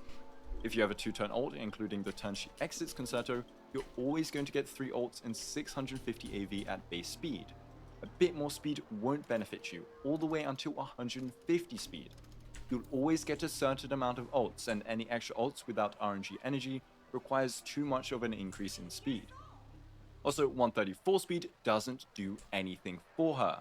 This is because if you wanted to do anything, you'd have to clear the first wave, not have Concerto anymore for the second wave, and then specifically need 2 turns to ult, and you don't have a 134 speed DPS. Okay. So to summarize, you can have more speed in subs, but aim for 120, 121 in most cases. Okay. So for stat goals, we'd aim for 121 speed, at least 3.5k attack, and then defensive stats. This could be 50% FRES with Aventurine, or just a bunch of HP and defense. Let's see Lightcone starting with her signature. Her 1 gives her stacking and easily maxed energy generation. When ulting, this energy disappears and transforms into a new buff. This gives her self-attack percent, which in turn buffs allies' attack, and it gives team damage percent, which in oh my god, 24%. Oh my god, what? turn buffs her own damage during Concerto. The energy buff starts stacking again after her ultimate, so you'll have a massive 15% energy for nearly the whole duration between your 2 ultimates. For E1 versus S1, S1 gives her building comfort, and E1 gives a bigger damage increase to the team. It is very synergistic and great, but we have other options. Ronan's Light Cone gives us a nice amount of energy, a skill point here and there, and high 5-star base stats for her damage and buffs. If your DPS is also after Robin, you get a cheeky bonus too when skilling, but it's nothing major. Ruame's Light Cone can technically be used for its stats and effects, but why did you pull this without Ruame? She also can't abuse the break effect or gain the break effect based skill points. Her free-to-play signature is focused solely on her own damage and slightly on team buffing with the attack percent. In her best team, if you ult fine without the energy from another cone, I guess you can use it, but this cone needs many ally attacks for good ult rotations. As the Cogs Prophet, I must mention Memories of the Past and Cogs. They are much weaker in Shut up! damage, Shut up! Shut up! Shut up! but technically offer the best energy. Shut up! Shut up! All that much though, and using a skill to guarantee your ult is ideal anyway, even if your skill buff is already up. So these are last options, and her free-to-play signature can see better results in her best team. Oh my god. Oh my god. Well, that's fine. Okay, but that's okay. Okay, but that's totally fine. I'm not even who cares? As for energy rotations, Robin is weird again. You have multiple options to fast forward your ult, and RNG attacks during this long concerted duration will change things anyway. Not all allies will attack, some allies will attack more, and your speed is very varying depending on the situation of the fight. You also don't want to ult instantly because you could get your ult 1 AV before your allies are going to act. So there isn't a true energy rotation for Robin, rather ways we can speed things up. On Robin's side, you'll always have an energy rope, and a 5% energy planar can help in some cases. For ally sources, you have Huohuo with an insane 32 energy, as well as a possible 16 from Quid Pro Quo on Abundance units. If your healer is faster than your other units, you get a guaranteed 16 energy for Robin from Quid Pro Quo, as your healer will take action first when everyone is advanced, and your other allies should most of the time be above 50% energy when Concerto starts in an ideal setup. Now let's go on to a comparison with Ruomei, our other 2 DPS buffer. This will be analytical and both are amazingly strong, okay? I've said this before, but Ruomei's buffs were always good, but not insane. In Hypercarry, for example, she's beaten by Bronya or Sparkle because they are Hypercarry buffers. It's the comfort of using her, her decent buffs, her buffs being team-wide, her SP positivity, and survivability benefits that make Ruomei so good. So let's compare buffs. Ruomei's full buff count is 25% res pen, 68%. She gives 68% damage, 50% team-wide weakness break effect, okay. 10% permanent speed, okay. 25% res pen, 20% break effect, okay.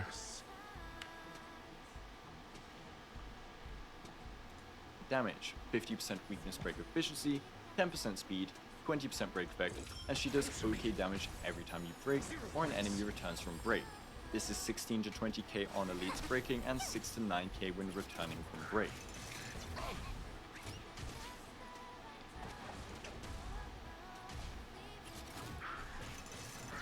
Robin's full buff count is... He was downplaying all that. I thought he recommended Brahmanian over Firefly, ultimately. 50% damage, 1000 plus attack, 20% crit damage, 25% crit damage on follow-ups, and a team-wide advance which is hard to quantify. But in the best case scenario, it equals you doing double your damage for 1 turn, since you're taking 2 turns instead of 1, in that 50% damage, 12 crit damage, 1000 damage, procs, 10,000 damage procs. Okay. Amount of time. And then every attack during Concerto does 10 to 20k damage from Robin, so each ally attack is kind of like breaking an elite with Ruomei damage-wise. Considering you should I already watched that video, it was good. Concerto and can go even higher, she easily outdamages Ruomei's personal break damage. If we compare buffs on a single DPS, let's choose Welt, we get the following numbers. Welt in 3 turns with 3 skills, 1 ult does 93k damage with no buffs. With Ruomei buff uptime, including her instant ult with a Von Whack, you get 201k in 4 actions, since we also include the speed buff, which might not always net you a new turn. With 3 actions, you drop to 166k. Robin's buffs give him nearly the same in this simulation, which is kind of funny. Now for dual DPS, let's revisit my old Black Swan Kafka simulations. With Robin instead of Ruomei, we see a 15% increase, and that's with Black Swan spamming skill on Robin's team. Since we don't have enough SP, this goes down to about a 3.5% increase if Black Swan does skill basic. Remember, Kafka follow-ups a ton, which procs Robin's additional damage, and we also have Luwatcher who basic attacks constantly. With Huohuo, the gap is narrower, but then we also get more Robin ults anyway.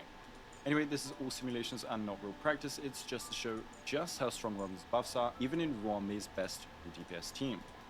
Now in practice, on MOC 11, Robin Black Swan Kafka cleared just as fast as Ruanmei Black Swan Kafka, if not Ruanmei a bit faster, both doing one cycle. This team was not optimized for Robin ult timings, but either way, this means if you don't have Ruanmei, Robin is a viable replacement. Just like Ruanmei can replace Robin in her teams too.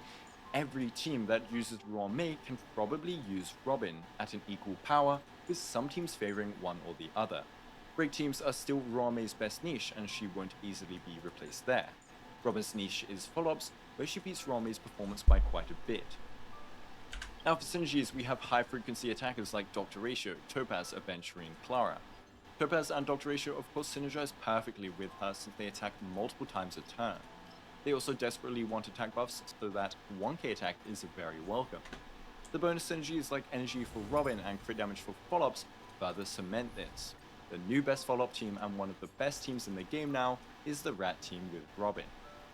For harmony synergies, I enjoy Bronya, with Slow Sparkle being a possible replacement to Bronya. Every time your team advances with Robin, provided you're running a -1 Bronya setup, the DPS is advanced twice. So ooh, that's cool. You can take a turn, be advanced by Bronya, take a turn, be advanced by Robin, take a turn, be advanced by Bronya again, and take a turn, all back to back. This is like Sparkle, but cooler and gives us the most possible actions in one cycle. You'd need a boatload of SP or a low SP consumption DPS though. Blade isn't buffed by the attack sense, so I wouldn't run it with him. But this is also why Robin can be used in break teams, since extra actions are massive for break units. Other teams that Robin can synergize in are things like Herta, Himiko, dual DPS, Black Swan, Kafka. Any dual DPS team that works already can use Robin as their new best in slot harmony, or a weaker but viable replacement if you didn't pull Ruanmei. She could be used with any DPS outside of really Blade and works in hype carry or dual DPS setups, even triple DPS setups considering a unit like Aventurine. She is also her own carry, with her additional damage often having more damage than the sub DPS. To further amplify the fact that her own damage is so nice, I 5-cycled MOC 11 with a meme team of Zila, Bronya, Luwasha with multiplication, all on basic spam, since they all gain advance forward with basics, letting Robin be the main carry. This isn't even with them on high speeds, since this server has some pretty poor relic choices. If you want to see any more content on Robin during this early access week, let me know below, and I might end up doing a second video with your guys' suggestions. Either way, like and smash that sub button if you want to win your next like. So she's broken. So she's broken, yeah. She's fucking broken. She's fucking broken. Yeah.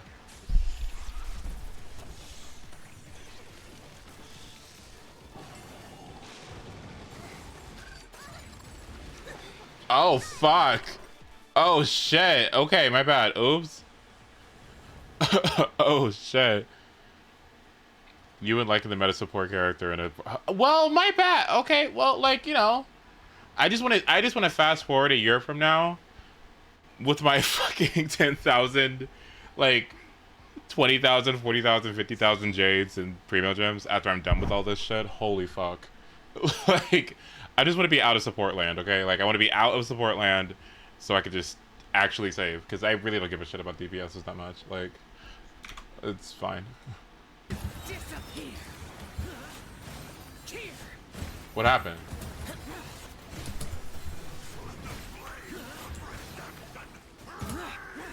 What is the last wave? Is it another wave of... Oh, they're animal resistant? I did not realize that. Oh, fuck. What? I died mid-burst animation. That... I think I would have gotten it. That's really unfortunate. I've heard about this Abyss. I kind of want to try. I kind of want to do it. I should watch first. Yeah, before I get fucking annoyed, actually.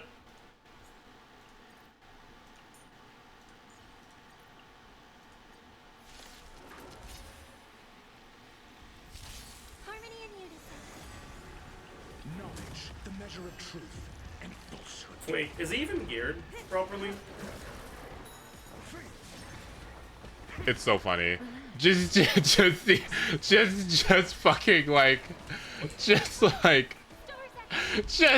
looking for fucking Nouvellette immediately. This is so funny. Fuck this.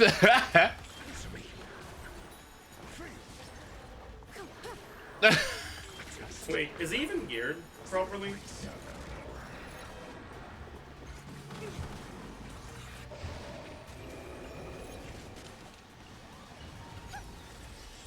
Why? That I slaps first half? Because she is worse than this team?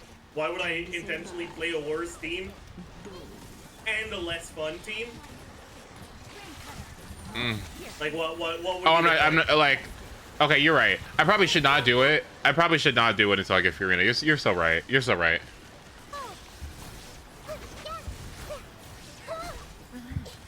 Since I only have 2 Hydro characters, one of which is usable. If it was more fun, then maybe, but... 3? 3. Oh, Candace, yeah.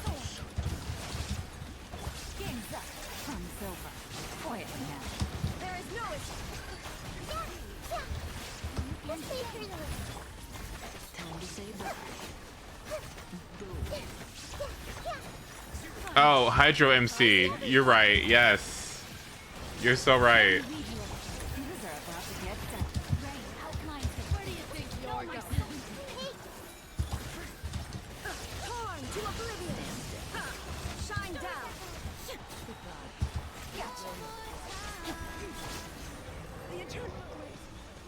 I cannot wait till I get Yelan.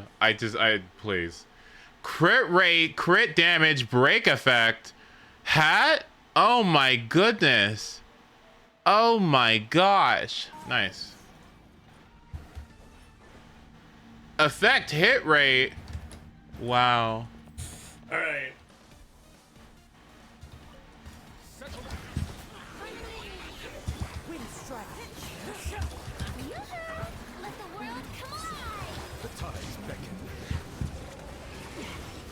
This is so stupid.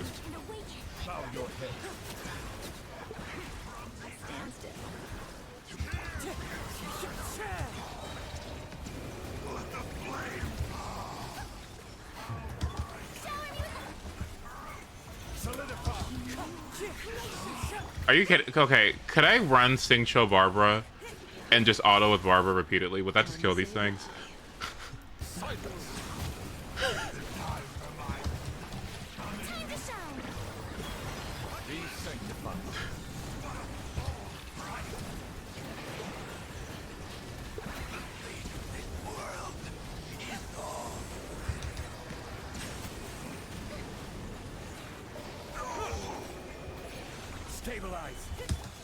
How tanky are these guys?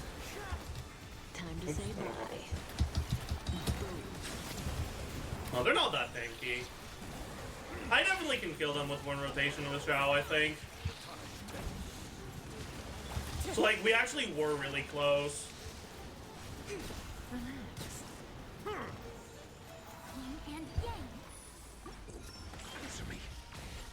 You'd want to stay really close for Barbara's ring and Singcho's orbitals. Yeah, that sounds about right.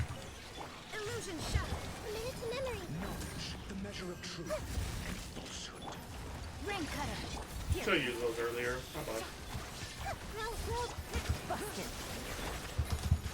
Time to act. Body and mind. Time to say bye. That was a really good dodge. Oh my god. EM Raiden? Is that what? Oh, I got hit by that. Huh. Terrible. Let me leave you a present. Game's up. Fun's over. Stand still. Roll. Illusion. Huh? The show worked well in the second half of 12. It's fine, but the first wave is too slow. I think. Time to say bye. Like, you need to do the first wave really, really quick. And with Furina as your only source of Hydro, the mages are just kinda slow. Morning, They're not sweetheart. slow, but I thought you were supposed to wake up at fucking 8. I kept watching the clock. Oh my god. You got up too early. Okay, these boots were insane. What? Speed and break effect? I'm down.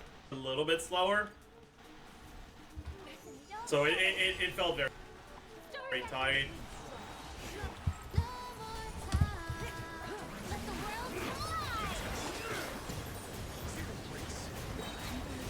Be sanctified.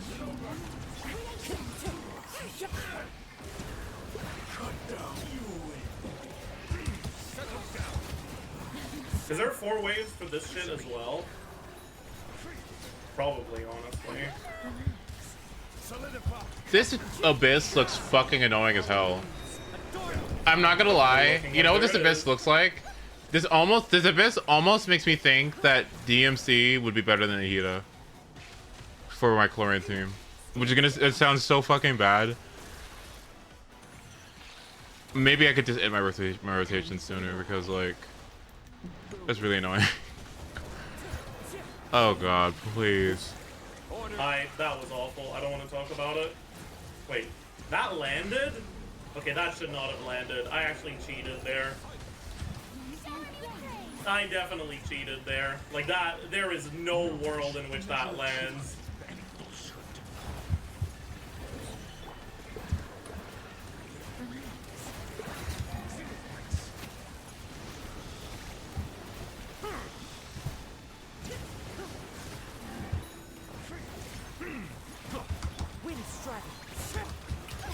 Let the world collide! Settle down. Be sanctified.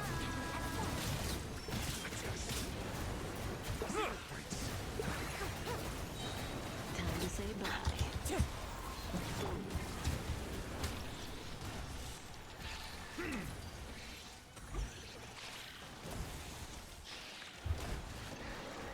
Eight waves of slimes? Huh?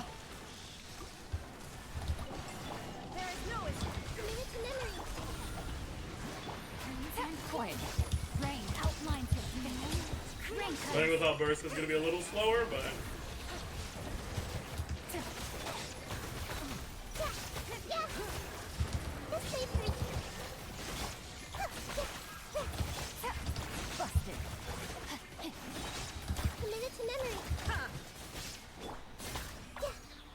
Here comes the catch. Let me weave you a verse. Oh, isn't this good? For Gallagher? Gotcha. Kind of. I mean, it just needs break effect, but yeah. okay. Yeah. Not bad. Bow your head. The wind knows me. Strike a pose. Let my name echo in. Stabilize. Let's move. The tides beckon. I don't think I got a Hydro Swirl there. Settle down.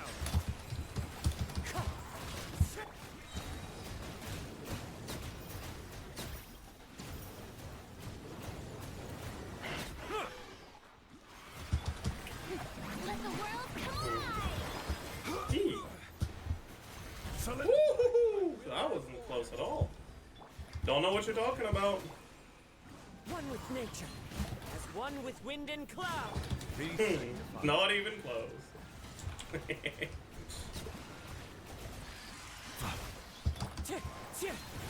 Maybe I should actually properly build my Zhongli one day. Wind strike. Stabilize. Eh. Not today. Okay. This is definitely the hardest Abyss we've ever had. No. I don't think it's close. No, don't say that. No. Fuck. No. Don't. Don't say. I'm not ready. I mean, it's fine. I'll miss out like a couple of Primogens, but still, like, fuck. Ugh. Holy fucking shit. Oh. Like, HP isn't properly built? I mean, 39k HP isn't properly built. Like, he has, like, no substats. One substat here, no substat here. Like we can definitely do better. Stand too close to me. This is so easy. What do you mean hard? I'm actually like really curious what's going through your head. Like, it is objectively the highest DPS check by a long shot, and it's in multi-wave content. Yeah, shut the fuck up. Like, you are objectively wrong when you say that it's easy, or rather, maybe it is easy, but that doesn't make it not the hardest. I'm being serious. What's hard about it? I mean, it's not like Abyss in general is ever that hard, but like that's not the fucking discussion right now. The point is this Abyss versus other Abysses, and is Venti back? Good question. this is definitely significantly harder than other Abysses. Meta roundup? No, not today. Definitely one more time for it. Alright, what even is there to say about the enemy AI? The thing is, like, there really isn't that much to say, honestly. Like, What the fuck is this? Holy shit. it's not like there's insane math. How many enemies is that? 11 enemies? That much to say, honestly. Like, it's not like there's insane, massive hog tips and tricks. You're just, it's just a really rough DPS check. Like, I've got some actual tips for, like, Kenki. How's this Abyss compared to the last? Much, much worse.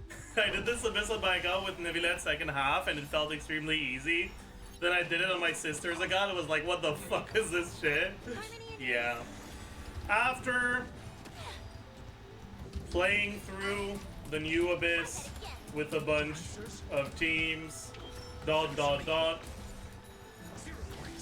Nivilet ruined Abyss, man. Wanna try a Nilo team? You telling me a Nilo team would do well or would do poorly? Should do well, right? This is a good Abyss for Nilo. Right? Nilo doesn't have good Hydro Up for shields, and Alba Kokomi does. It's fine, right? Wait, I just realized this is gonna be the Abyss where Sijuin comes out. Oh my fucking god. Oh, fuck. Oh, no. Her 2 Hydro Apps over her ult duration. Oh, no. Oh, no. Oh. Just realized, did they really put a Hydro application check in Abyss? Hydro application check in Abyss.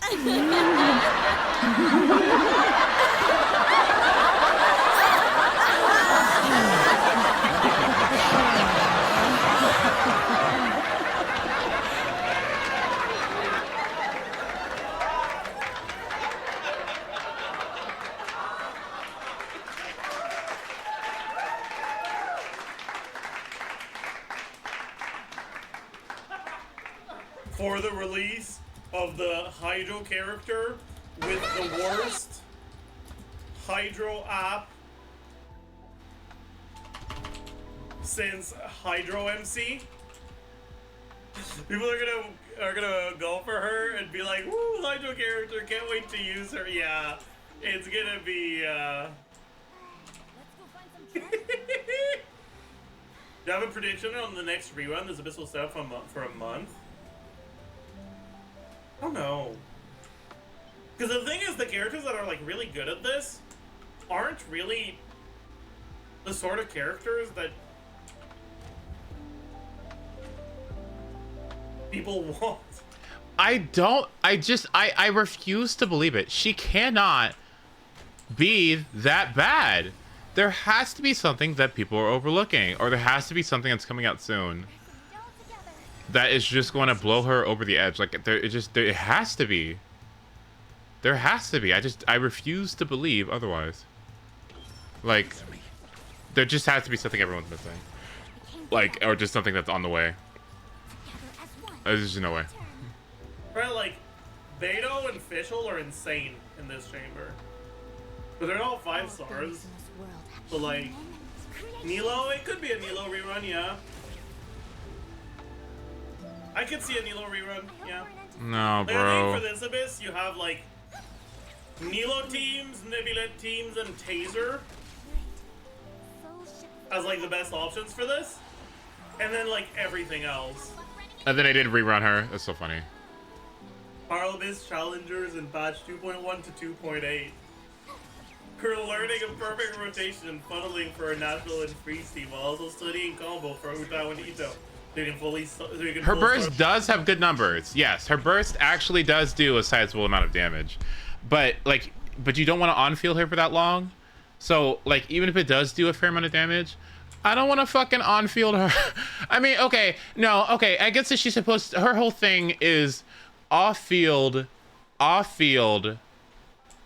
skill damage. So that's Fischl, that's Fiorina. I mean, those two are the main ones. Who else? Maybe Nahida. Nahida, she works too. Like, maybe that, right? So so I guess you could say that it's fine for her to on field, because while she's giving everyone else a buff, to their skills, she can on field with her really high damage ult. So that might not be terrible, I guess. But there's something there. I know there is. They just can't not be. Parliament challengers nowadays. Help me, Mr. Seed and Power Washer. That's my opinion on this new Abyss. Every single time there's a new Abyss, people come in chat and ask me what I think about it. Every time it's the same answer. It's worse than the last one. And every time, it is worse than the last one. I fucking hate Hoyo, man.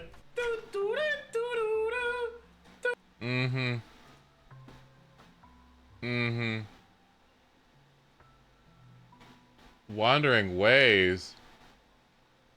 Ugh.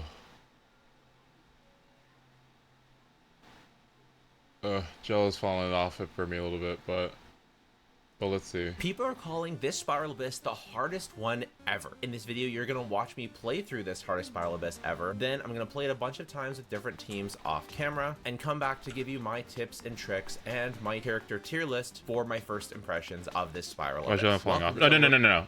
Just I'm not saying he is. Just for me personally, I'm finding that I find more value in Zajeb's content and in can't think of the name right now, but Impact, the Genshin Scientist. You build and test every single character to help you decide who you want to wish for and build. So first glance, this Abyss is looking pretty scary. And honestly, Juice is pretty good too. So it's Clorand, Fischl, Kazuha, Nahida. I've already cleared this with characters with 5-star weapons. Now we're doing 4-star weapons only. Engulfing Lightning, Arlecchino. Wow. So 4-star weapons only. And C0 5-stars only. Thank you for doing this for me, because I don't want to do this. Alright, let me see. Okay, yeah. Clorinda Gaming. Not Kazuha first? Huh? Jello, why didn't you swap? Why didn't you... Look, you already got a lecture on it. Why didn't you swap Kazuha here? Okay, I guess. Sure. Why did you do that?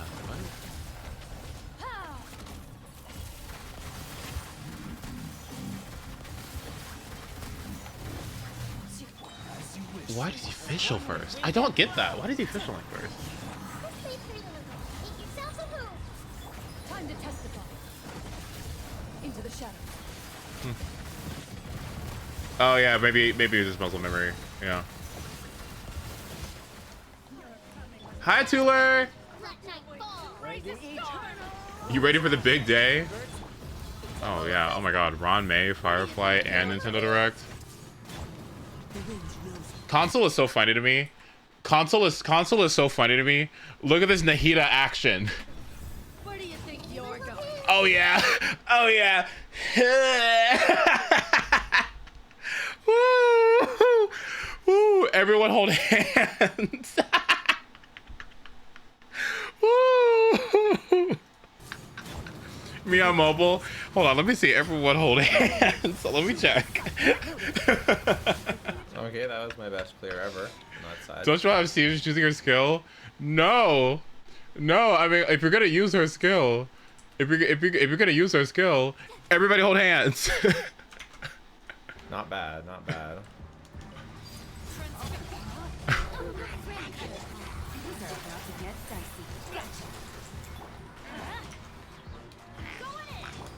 What I like about him is that he's actually like hard committed to building every character. I just what gets me about Jello building every character is that like he also has the cons on them too, and I'm like, and I'm just thinking about it. It's like it sucks that he doesn't activate them. So I'm like, it's not a big deal, but I'm just like, why the fuck do you have these if he's not gonna activate them because he wants everything to be at fucking C0 so that he can make content for everybody? So why do you have so many fucking cons on these fucking characters? When are you gonna use them? I don't understand. Ugh.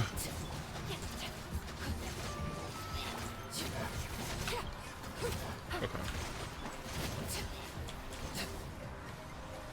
Also, hi Thought, good to see you. I think skill really matters, actually. Like just being familiar with the enemies and. Well, then I'm fucked. Skill? Oh, that's something I don't have. Sorry, it's gonna take me about an hour and a half, or an hour to fully learn the enemy's attack patterns and learn how to dodge. So, skill. It's out of my paycheck, out of my pay grade. We'll use our burst to iframe. You better not C6 that Bennett. Don't do it. We got them nicely grouped up. Things are about to get dicey. Why didn't you skill first? What? Why didn't you?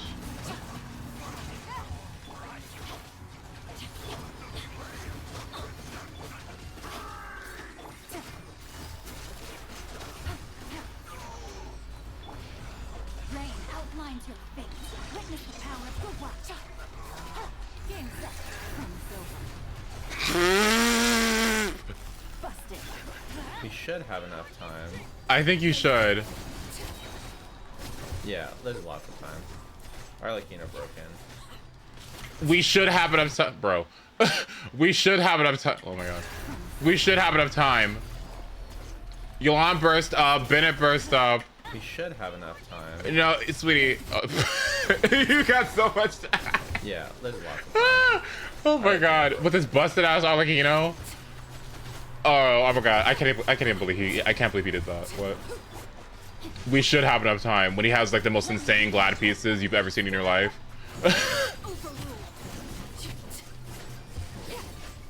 Please, 15 seconds. Ah! Arlecchino really good. Uh-huh. Silk Song Circus Goers. Hi, Eternal. Good to see you. Be doable from here. Tuller, Eternal, right there. Really loves your art. Really Pride Month right there. Honestly, the essence of Pride Month right there.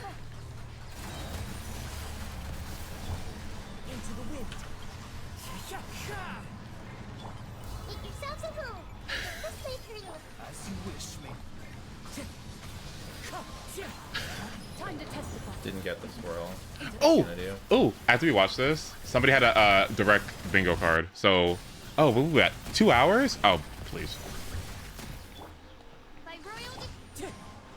What the fuck?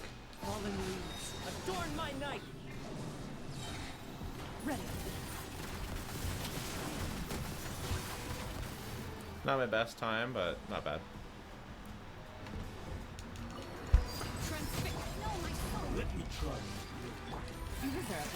I love him, but I want to yank this fucking controller out of his hand. I want to yank that. I want to yank that fucking controller out of his hand. Like, you're gonna fucking learn how to play Genshin Impact at a computer and start being serious, content creator. You better put that shit down. Give me that. Give me that fucking shit.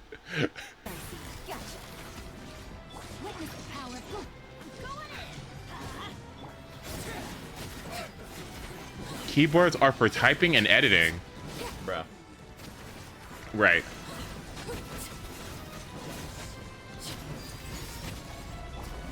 What is that? 25%? With 25, you get watch streak? Oh shit. Well, good thing I streamed so long. Oh my god. Thank you.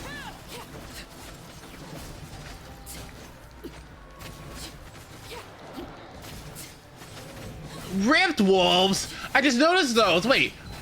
Oh. Get some healing just so we don't get surprised.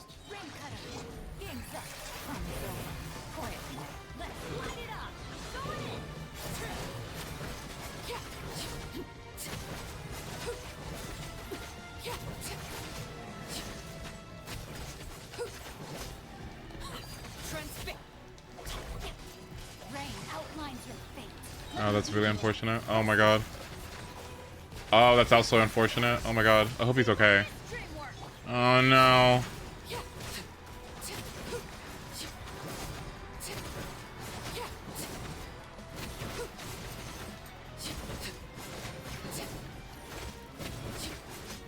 She's not as broken as when she has her 5-star weapon, but she's definitely really broken all the time.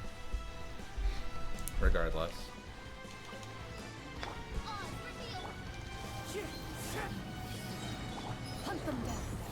Sorry, my bad, my bad. Oop.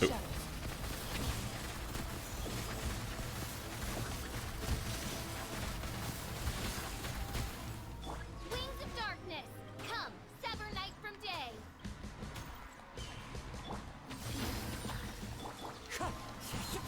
Didn't get a swirl. No, you didn't get a swirl. Ah! Where's the electro? Where's the electro?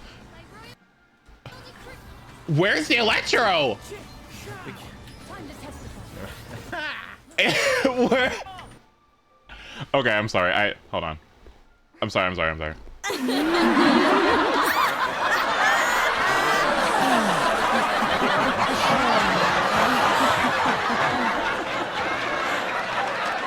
Nahida is so funny to me. Nahida is so funny to me. Nahida is so funny. Nahida is the most funny character in this game. Like,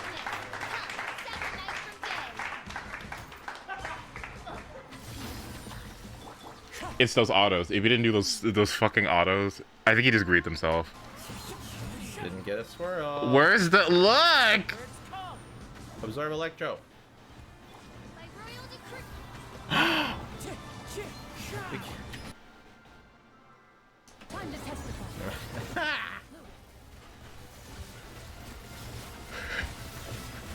Getting griefed by Nahida. Yeah.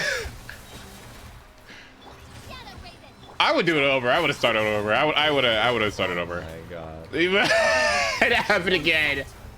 She's so funny. Oh wait, look at she happened again. Insane. This is insane to me. Look at this. Okay, hold on. Do you see this? Hold on. Do you see this? Look at this bullshit. Look what happened. Look. As soon as I don't even know what the fuck happened here, but look, like Fischl comes in, right? And then he swaps out, and as soon as he swaps, I don't even know what the hell happened here. Electro immediately goes away. She's so stupid.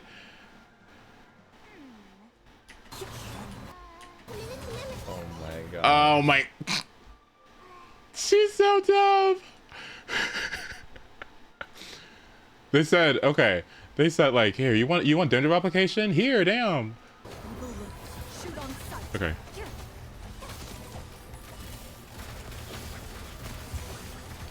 Worst clear ever. Yo, you're good, baby. I would have started over. No, we're doing that again. Exactly. Yeah, you should have started that over. No way.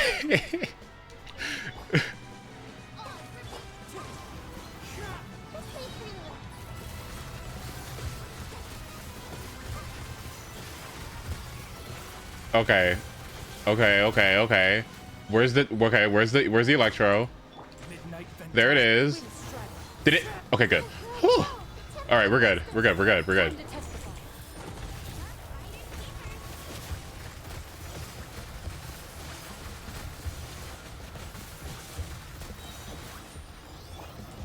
Okay. Okay. Okay. I would not have bursted first, but that's just me. Okay. Okay. Much better. Okay. Not bad. Oh my god, not the fucking pyro for Tui. Oh. No.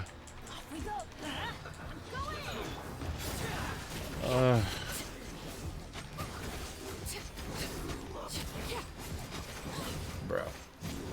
Is you need to build Gene. I know I do, but I don't want to spend recently. Alright, we're gonna go after these guys first. Because the consecrated beasts will always chase after us. But the horsies will not.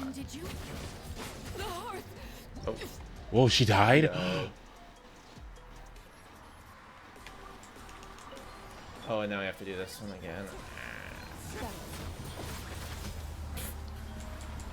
Goof. Alright, time to not die. That's the main thing.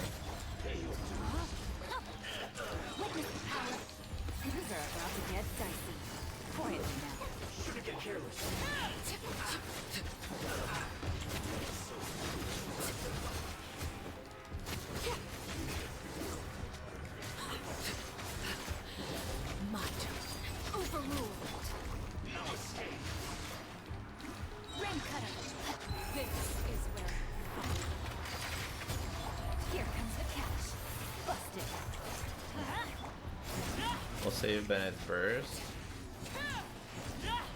for over here. Oh my god, what is going on? 2 seahorses and a fuck ass. What are they called? Oh no. Consecrated beast.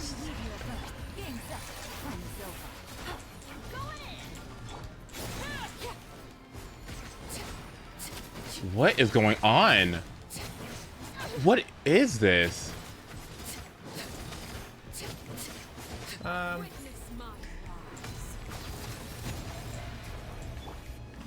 in that rain outlines your fate. Witness the power. Quietly now. Let's light it up. Teamwork is. Here comes the catch.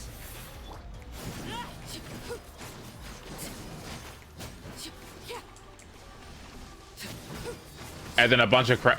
What is going on this abyss? What the fuck is fucking Skorupi doing here? Huh? Oh my god. What is Skorupi doing here?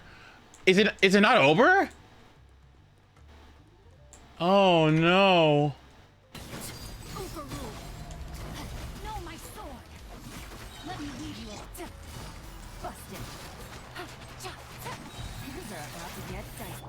This is kind of close.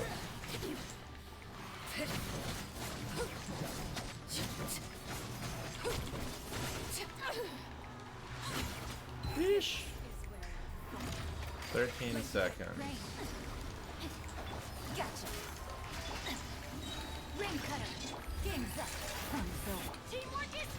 When you break the shells on the crabs, if you don't keep them grouped together, they'll run away from you for the rest of the fight.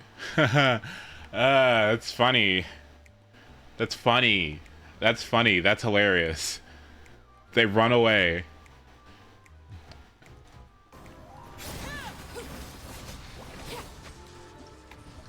Not quite.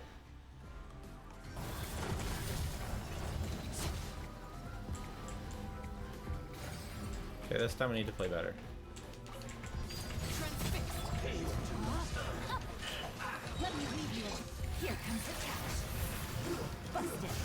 There, went off in 2 different directions.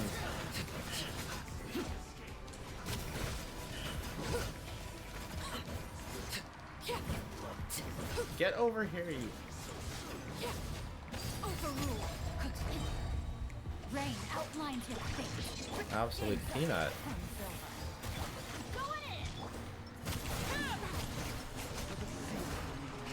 What the fuck? Where'd they go?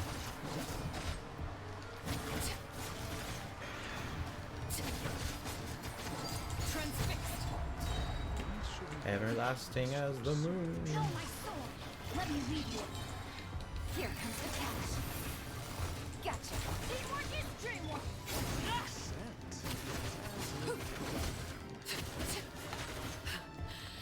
My turn. Witness my rise. Overruled. Witness attack busted. Things are about to get dicey. I'm going in.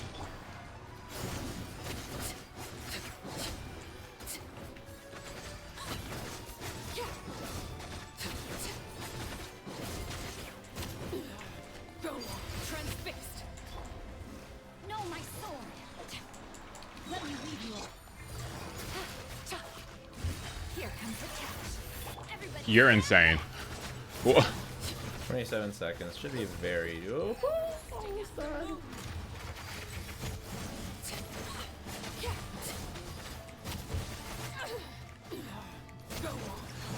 Whew.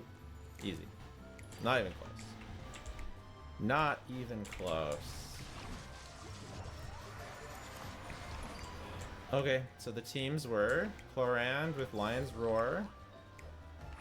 These are the artifacts. Pretty good, not amazing. Nothing absolutely crazy. Not awful. Official on Stringless with a good artifact set. Quite good. 60! Official on Stringless with a good artifact. 62! 101! 62! Oh my god! 62! 101! With how much ER? 27? How much EM? 44? How much attack? Okay, attack's a little low, but that's fine. Oh shit! Oh my god! Artifact set. Quite good. What do you mean 30 crit damage on the fuck? Oh, I hate artifacts. On Stringless with a good artifact. Oh, I hate artifacts. What are you talking about? Fucking 30% fucking crit damage on the fucking feather. Quite good. Shit. Good. Okay, 15 crit damage, 7 crit rate. Okay, that's fine. I mean, attack. Sands always suck on Golden Troop. Sorry. Good. Okay, 15% crit damage, 6% crit rate. That's kind of unfortunate, but good. Onset, let's see, crit damage. 25% crit damage on a crit rate. Fucking circlet. God damn, man. What? Whew. Everyone else gets food except me. I don't eat. Like, everyone else gets artifacts dinner except me. Like, damn. Good. Off piece. Good, obviously. Ugh. And then Nahida using Wood Sith. Woodsith. A pretty tragic deep wood set. I mean, it's okay. Tragic? What do you mean? Nahida using Wood Sith. What are you talking about? A Tragic. pretty tragic deep wood. 50, 54 plus. How much EM did she have? 512? Okay. Okay, maybe. Okay, maybe. Yeah. Okay. Set. I mean, it's okay. Yeah. But it's nothing crazy. Crit, EM, bad, pretty mid. So nothing crazy on her. Kazuha using Favonius. He'd be better on Iron Sting on this team. Yeah, he would. He's got 675 EM. Yeah, he could have nothing even more crazy. than that. Arlecchino, obviously herself, she's pretty broken, but she's just on deathmatch with 4-piece Glad. My Glad set's pretty good. Not absolutely crazy, but pretty good. You know, it's pretty good. And then I was using Singcho Yalan. Singcho was C0. Official C6, of course. I guess the 4 stars are C6, mostly. But yeah, my Arlecchino is C0. Wait, my what? Yalan is C1, but I worked really hard to not ever activate her second charge of her skill, so I don't think I activated it at all during those runs. Okay, so now I've played the New Abyss a number of times. I know for sure people are having some... Look how tired he looks. Look at the glow down. ...charge of her skill, so I don't think I activated it at all during those runs. Okay, so now I've played... Like, he fucking jump cuts till after he fucking played he tried all the teams out, and look at how tired he looks. Oh my god, his radiance just left his body. Radiance, color, complexion, just gone. Played the new Abyss a number of times. I know for sure people are having some trouble against the slimes. The slimes are kind of tricky because of the elements. Like, you have to make sure that you're using the right elements against each slime. I had the best luck just by killing them fast, but for sure you can kind of bait them out to the side. If you break their elemental shields, they start to run away. So the most important thing you can do is to break, especially the cryo shields, is to break them fast. So I would recommend Bennett Kazuha for the second side, something Bennett Kazuha, and for the first side, maybe Hyper Bloom, something like that, something Dendro or Hydro, either Novelette or something Dendro. Yeah, Hydro to Vape, Dendro to Destroy. So that's my tip for that one. I don't think it's that bad once you try it a bunch and play it a bunch. I know Sevi Plays does a video where she talks about the strategy of the different things, so you can go check that out. For me, I just like to mash, so I definitely recommend, just as long as you have the right elements and good damage, you should be able to mash. So yeah, Bennett Kazuha plus Shangling or something, or different pyros for the second half, and then some sort of Hydro team or a Hyper Bloom team for the first. And for floor 12, so we start off with 3 Primal Constructs, then the Ruin Guard, then 2 Ruin Drakes, then the 2 Eremites. I think for this side, they're just begging you to play Aggravate on the first half.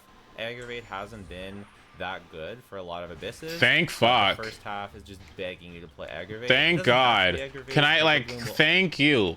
Like, I've been playing for months, and it's like every fucking time Abyss shows up, you know what's not good? Aggravate. It's just always something Electro Immune or something in a fucking way that has, like, elemental shields. I just haven't been able to play Aggravate since I started playing the fucking game.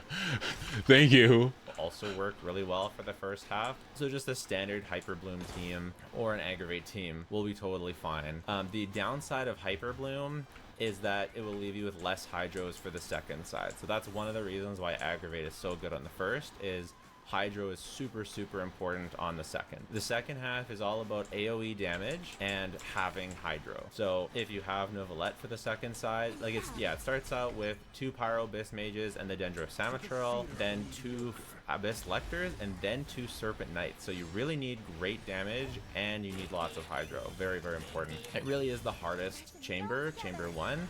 And chamber 2 and 3 are noticeably easier. I think it gets easier and easier in terms of damage the further you go in the Abyss.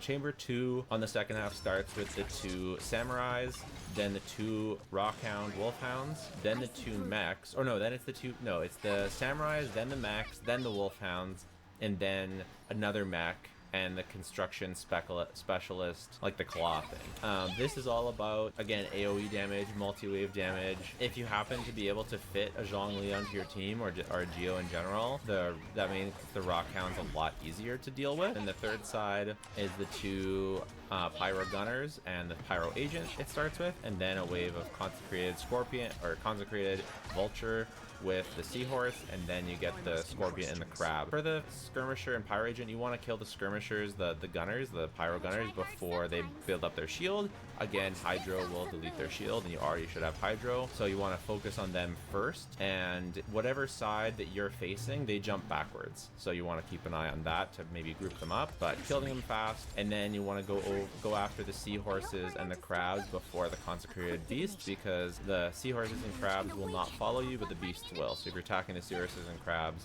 the Beasts will come to you, and you can hit them more easily that way. So those are my tips for fighting the Abyss.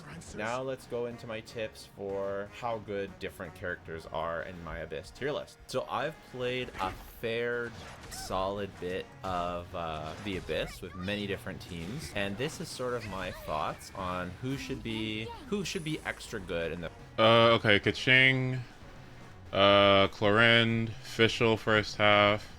Okay, good for me.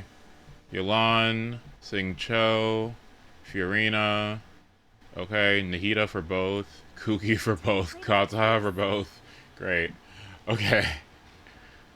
The first half or second half, and just talk about my notable thoughts, and then we can revisit this perhaps during the usage rates and see whether I was right or whether I missed stuff, that kind of thing.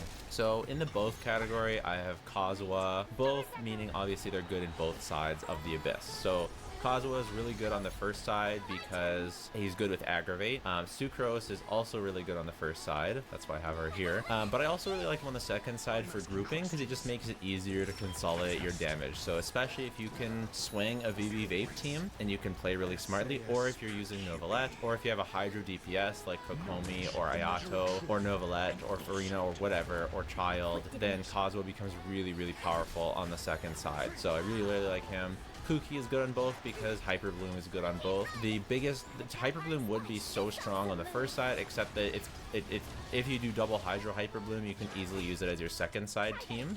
So that's really, really nice. So Kuki good on both, Hyper Bloom back in business. Nahida, again, Hyper Bloom good on both. Aggravate on the first side with Clorand or Healerless Aggravate should be doable for the first half for a skilled player. The Abyss on the first half is not too aggressive, so you can get away with Aggravate Nahida, but also Nilu on the second half, Nahida is really good with. So Nahida quite good on both sides.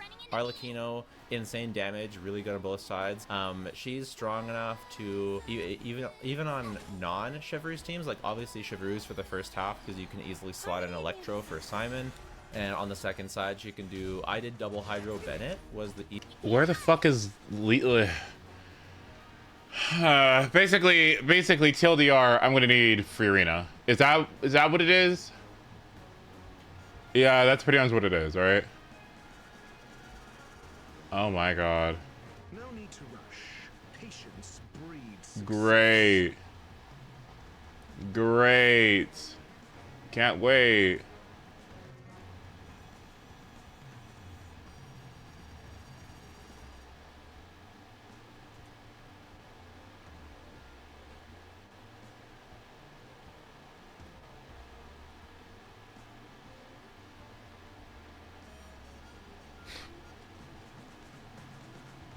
Let's see, how many hours? An hour and 30 minutes? Okay.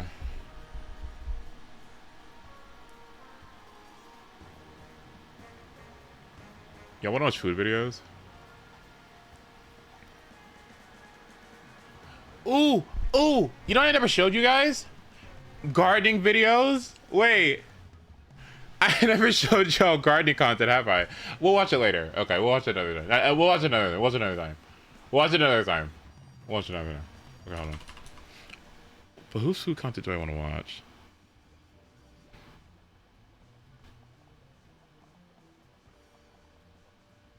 Babish.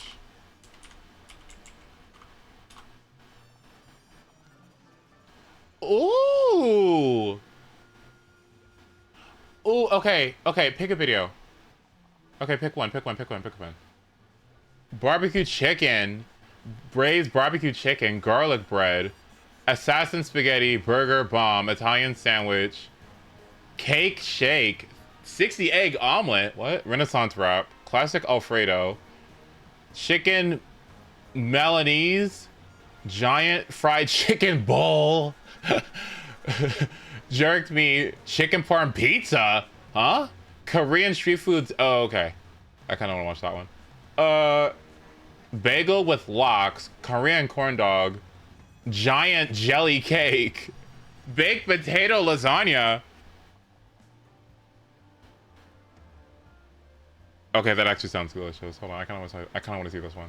Loaded baked potato lasagna.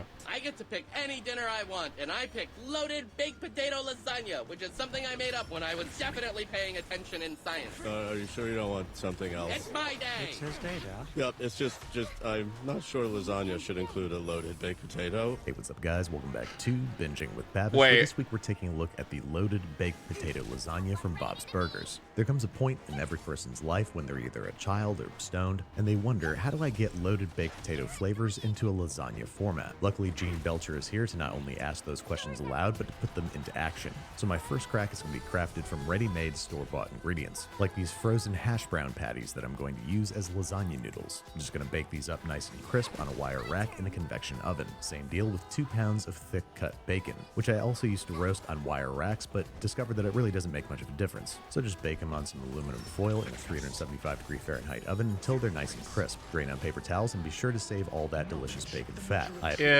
have exciting and disgusting ideas for how to use it. No, don't do that. No, please. Ew, that bacon grease.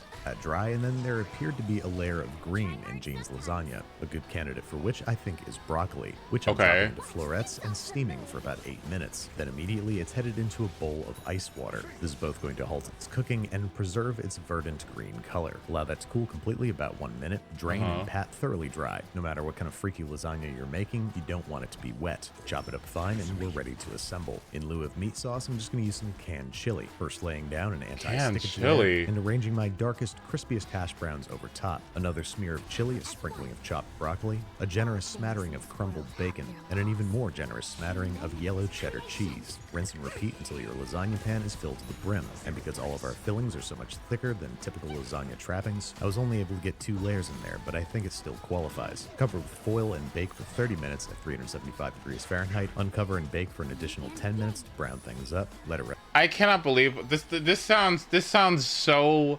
fucking. This sounds so delicious. It's so unnecessary, but it honestly looks fucking amazing. But almost sacrilegious. Like, no. But it looks good. Ah! Okay, hold on. I couldn't make lasagna over the week. I made lasagna over the weekend. See, how did you make it from scratch? Wait, tell me about it. How was your experience? Rest for 15 minutes. Slice attack, crit damage, effect hit rate. Some sour cream and sliced scallions. And there you have it, quick and easy baked potato lasagna. Something that I'm sure is already a casserole or potluck dish of some kind in the Midwest, and one that's surprisingly tasty. Now, why the fuck you gotta call us out? Excuse me, Midwest whom? What? What did we do? Leftovers lasagna made from Super Bowl party snacks. But as far as guilty pleasures go, it's much more guilty than pleasure. If we're going to eat a baked potato lasagna, we might as well make one that's worth the cholesterol. Right. So first up, the potato element. Potatoes and pasta most famously come together in the form of gnocchi. So I'm going to try to make a gnocchi dough that can be rolled out into lasagna noodles. I've got 6 potatoes that I'm poking with a fork and roasting at 375 for about an hour, covering with a towel and letting cool for about 10 minutes. Just long enough so that they still hurt when you peel them by hand. Oh, girl, no, I'm not saying the noodles. No, oh my god. No, oh my god, no. Abby, no. Sweetie, no, I'm so sorry. What did I do? No. Abby, no, I would never expect somebody to make lasagna noodles from scratch. No, oh my god, sweetheart. No, out of everything else that can be, bitch!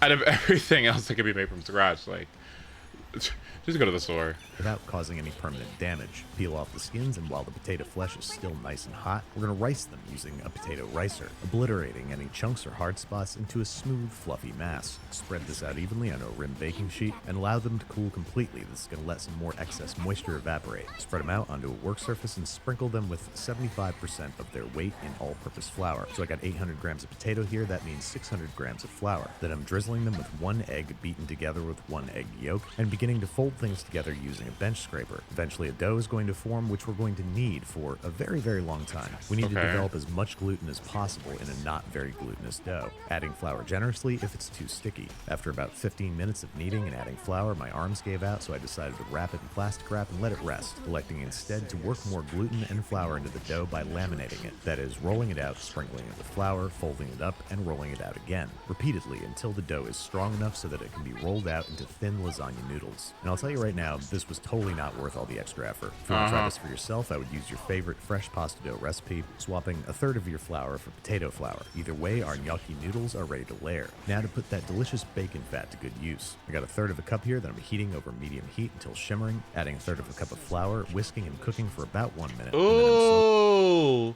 Look at that fond! A mixture of 2 cups each whole milk and buttermilk. That's right, we're making buttermilk, bacon fat, bechamel. I'm using buttermilk because I want to bring a sour cream-like tang without using sour cream. How did he say gnocchi? Wait, how did he say it? Wait, hold on. Wait, how did he say it? I didn't listen. It was a meat-free one with eggplant spinach, with half and a half of marinara and wine white sauce with mushroom cheese. Wait, and the cheese layers were feta, ricotta, pesto, and parmesan on top. You know what? That sounds fucking delicious. Because you want to know something? You don't want to know something? Pesto, ricotta might be my new favorite combination. Okay, because remember that sandwich I posted? Okay, like I'm gonna post that sandwich again because I'm exceedingly proud of it. Okay, like shout out to Justin and his hand in making it. but let me tell you something, okay? Like, this fucking sandwich was so ridiculously insane. Like, and it didn't even have any meat on it. It was so hearty, and it wasn't even any meat. And I think it was just because of the mozzarella and the arugula spinach or whatever that really helped out, right? There's not a single piece of meat on it. But it was so savory and delicious, and it was really nice. But you know what really sent it over the edge? It was that fucking ricotta and that pesto. Honestly, your recipe has given me inspiration to want to explore those ingredients again. So thank you so much, because like, yeah, I'm gonna eat that. This sounds absolutely amazing. That sounds absolutely amazing. Ooh. Okay, it sucks because it wasn't supposed to be mozzarella. It was supposed to be burrata. No, yeah, it was supposed to be burrata, but they didn't have any burrata. They ran out. But burrata is basically like mozzarella wrapped, ricotta wrapped in mozzarella. And then it's really like you open it and it's just like, it just flows out. So it's basically just the same thing. Like, but still, I was like, damn. Adding a third of a cup of flour, whisking and cooking for about 1 minute, and then I'm slowly streaming in a mixture of 2 cups each. Yeah, it's similar. Yeah. That's right. We're making buttermilk. Oh my god, girl, you okay? Fat bechamel. I'm using buttermilk because I want to bring a. You fall? What happened to you? You okay? Oh my god. He's like, ooh, my hip. Oh.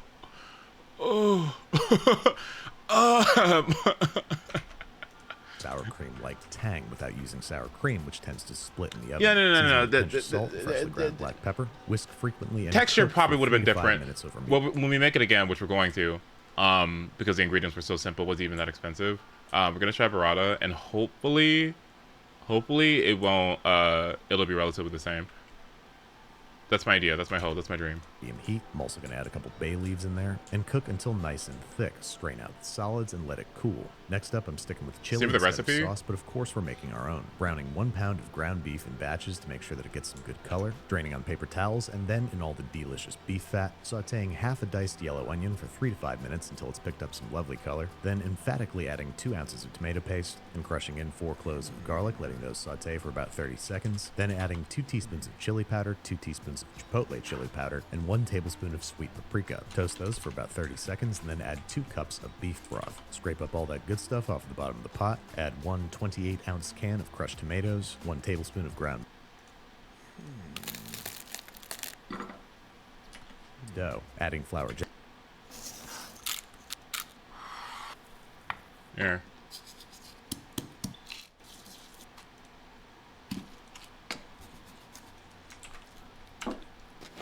No, I give it to you now, okay? There you go. Mustard, 1 tablespoon Worcestershire sauce, and our brown. What the fuck did you call it?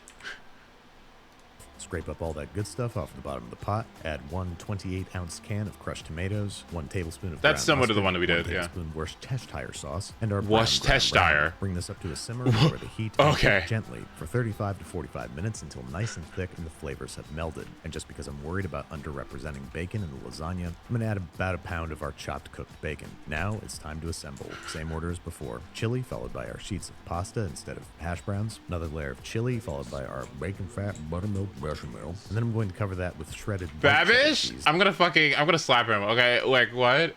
So I want this to resemble a traditional lasagna. And as always, repeat until the lasagna pan is full. I do not want to see the rim of my pan this time, so I am packing this thing straight to the rafters. Then I'm going to loosely tent it with foil, making sure that the foil doesn't touch the cheese. Then I'm baking in a 375°F oven for an hour and 15 minutes before removing the foil, then baking for an additional 15 until beautiful. Then I'm going to run a preventative spatula around the outside to prevent stickage, and ideally let this thing rest for at least 30 minutes, but I couldn't quite wait, and so it cut ugly, but it tasted incredible. Creamy. Wait, how long did he wait? On a preventative spatula around the outside to prevent stickage, and ideally let this thing rest for at least 30 minutes, but I couldn't quite wait, and so it... Oh my god, that's the one rule! Fuck, man, that's the one lasagna rule. The one lasagna rule is don't be a fat bitch, just wait fucking 2 seconds, just wait 30 minutes. No, I don't care. You already put it in the oven for 50 minutes, okay? Just wait another 30 minutes so it can set well, okay? Because I don't want to cut. Why would you want to cut into it and it turns into a big ass sloppy mess? You better let it sit there, okay? Don't disrespect that. Don't disrespect all that goddamn work. Just for it to be fucking floppy all over the place. Eat it. Just wait. Just wait. Cut ugly, but it tasted incredible. Creamy, cheesy, meaty, and slightly potatoey. Everything great about a loaded baked potato in lasagna form. So it deserved a prettier presentation. Look at that. Look at that. See, look what happens when you wait. Okay, listen, I'm telling you. Okay, I'm telling you. Okay, listen to Ace. Wait. Wait to cut it, please. I'm begging you. I waited for it to cool completely before cutting a nice clean slice, nuking in the microwave for a few minutes until Yep, it heated through there you and then go. crisping up in the oven. This is why I usually make lasagna the day before, because it's better and prettier. It's better and prettier the day after. See, you know what? See, look, yep, exactly. As leftovers. Yep. So there you have it, Gene Belcher's dream fully realized, maybe with some chopped scallions on there for good measure. Oh, that looks real Instead of it good. sounding objectively gross on paper, the crew and I polished this whole thing off within a day. It is genuinely one of the tastier objects on this planet. As a former B-, more like C+ student myself, it's a delicious reminder that grades cannot quantify a person's value or creativity. I'm getting on a soapbox here, but hopefully we can all be a little bit more like Gene, unreservedly exploring our passions. I want to without try fear of judgment. it. That sounds good. No, I want to try it now. What the fuck? Oh. Air fryer. Okay, don't laugh at me. Don't laugh at me, but I still have an air fryer yet.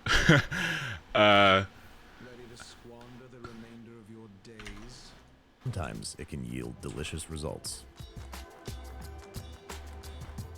Oops. Okay, well, one day. 100-layer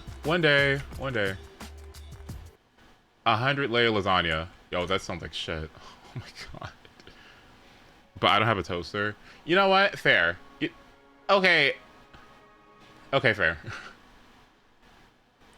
Okay, fair. Yeah, sure.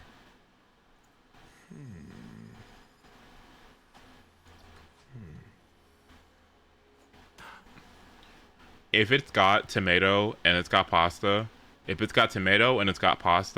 will be better the day after. Okay. Freshly made spaghetti, freshly made lasagna, freshly made like anything like that. It's nice, it's good and everything, but just give it a day. It's just better. It's just better. It just is. Did I ever show you guys Korean street food videos?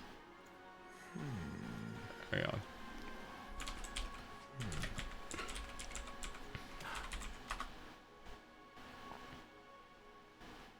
I don't think so. Okay, we'll watch a couple. We'll watch a couple one of these. We'll try this one.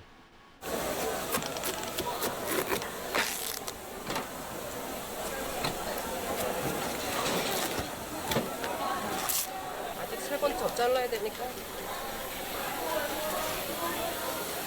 A friend of mine, me and a friend used to always just watch these, and sometimes we put them on for the cats too.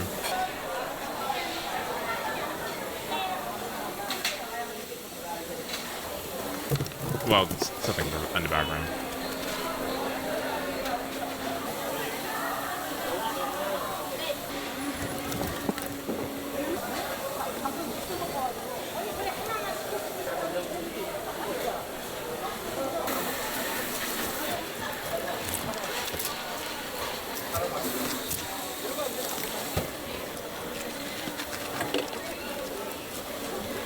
The fun part about these videos is that they never show you what they're gonna make prior to making it, and so you always gotta wait to see how it turns out.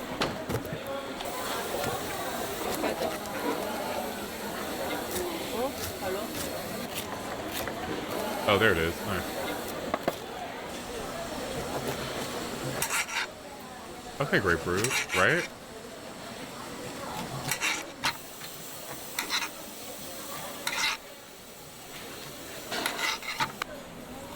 Okay, Kiwi, wait.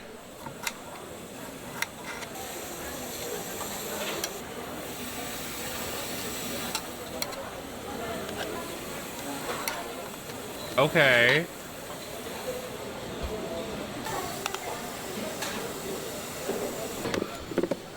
Why am I using March and Fushuan together? Because I like them. I can somewhat justify March because March follow-up attacks with Robin.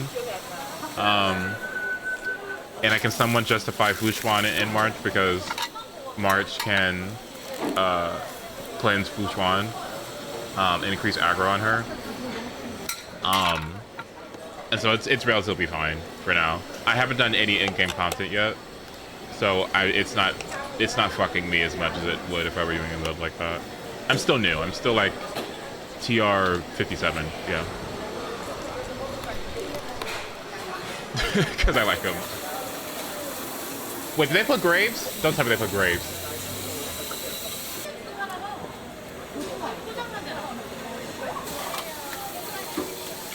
No seeds?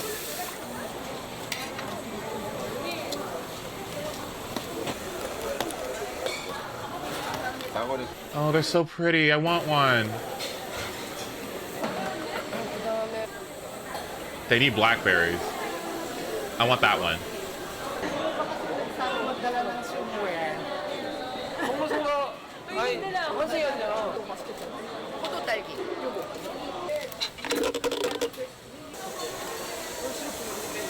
What gets me about these videos, I love watching them. I genuinely love watching them. But what gets me about these videos is like, I just, chefs in particular, I'm watching a show called The Bear with a friend. And one thing that I just don't get is like, not get, but like, one thing that I find amazing is that chefs will get up, wake up in the morning, gotta get there early, gotta do meal prep, and just make the same like dishes over and over and over and over again for like hours on end, right?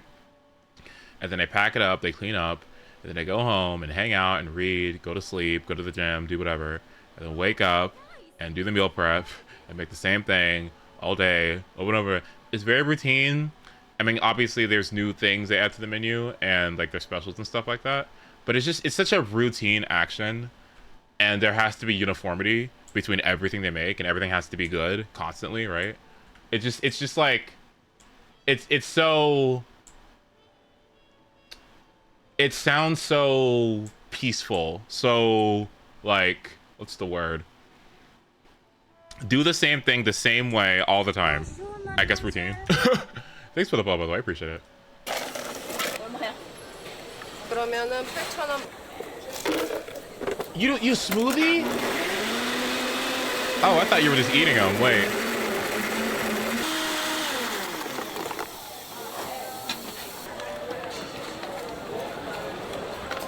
Why did you cut them so pretty if you were just gonna do this?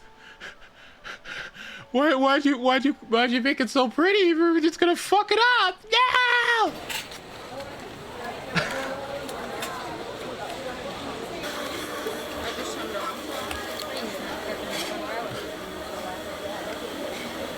I guess to make them pretty, right? You pick the pretty one, and then, oh, how fun!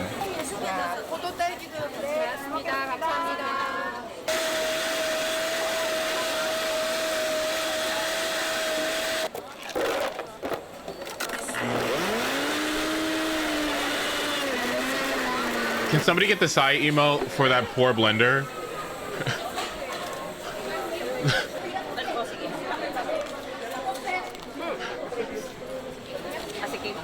Thank you.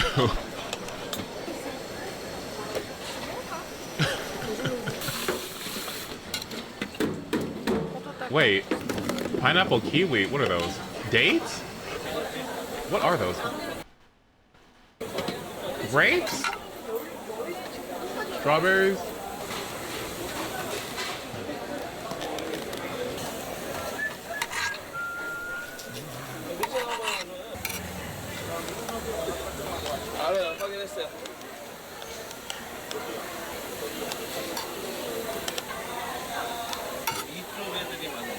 Okay.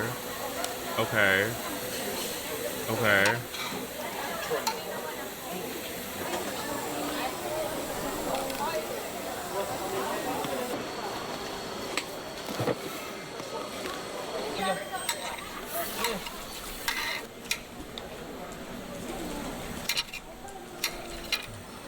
그건 뭐야? 무슨 저기서 준 거래? 어디? 어디?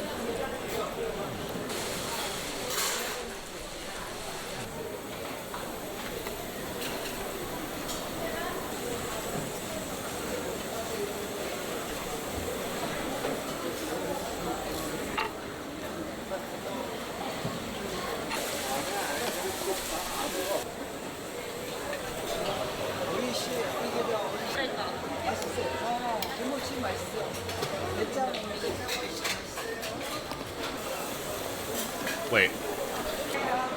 Hi, Piers. Good to see you. Fresh fruit juice. Okay, I think we get the point on this one. All right, next. Hamburger steak, cheese pork cutlet. Ooh.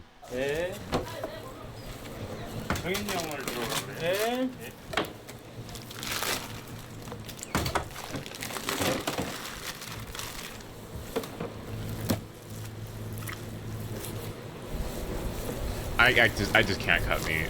I just can't cut meat. I'm just so bad at it. I feel bad. I just feel horrible.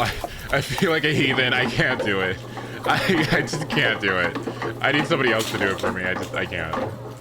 What pool for Firefly? No, because I'm really new and I feel like I'd benefit more from Ranmei. Because I have 2 billion of these from pulling for Robin. And apparently we get a new one, or we get a free one as well. But I will think about playing for her in 6 months when she reruns.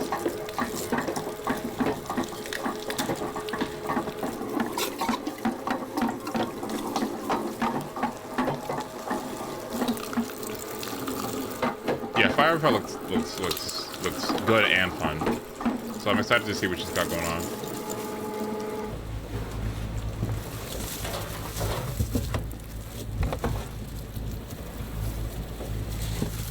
Now I'm starving. We better fucking eat. You got an hour and 7 minutes.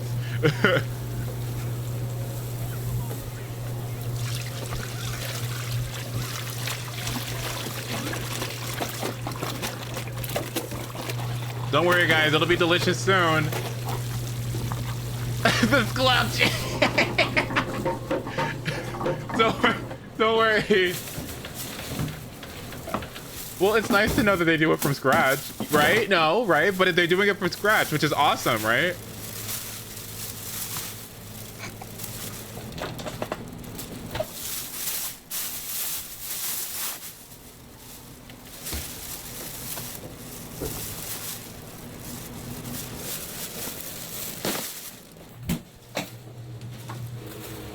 Okay, what are we about to do with this? Okay, let me see it. What's next?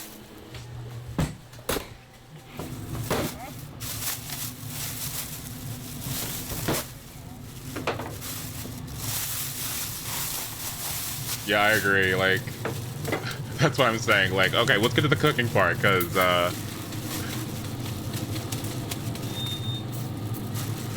when they ask you the question, like, do you know where your meat comes from? And it's like, yeah, you know, I don't. No, thank you.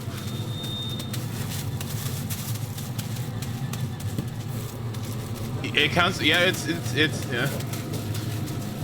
It's something.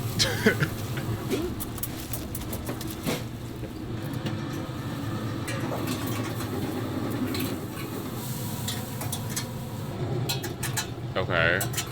Okay.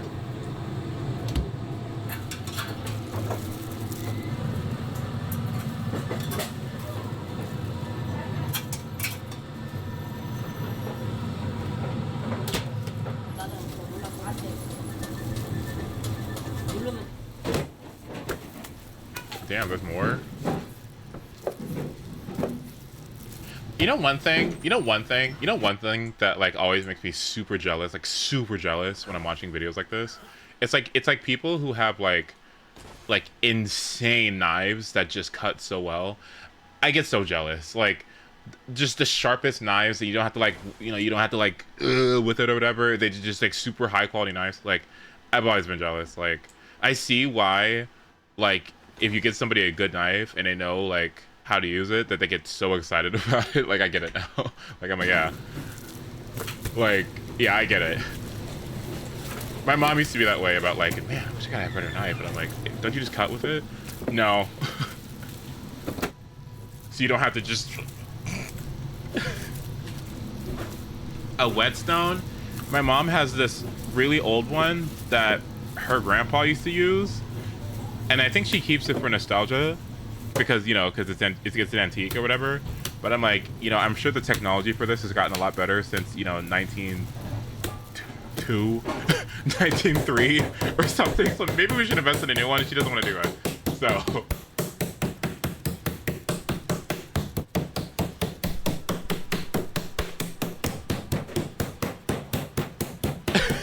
like, that shit's so old.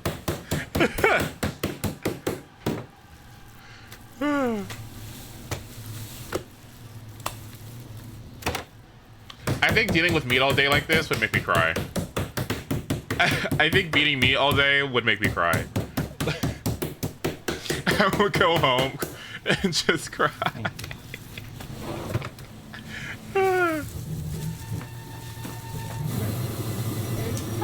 아침에 한 5시 30분이면 일어나. 그리고 와. Alright, what's going on? This is just Kwan's 9 to 5. Wait.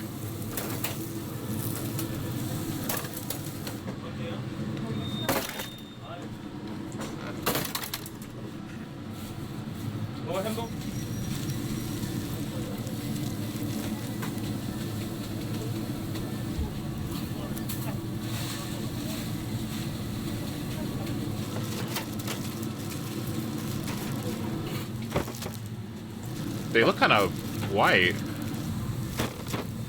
Are they done? I mean, you're the chefs, but like, are they done?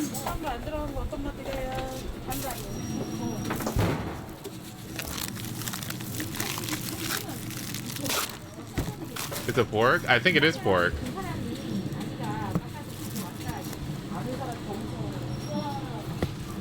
Okay, cheese.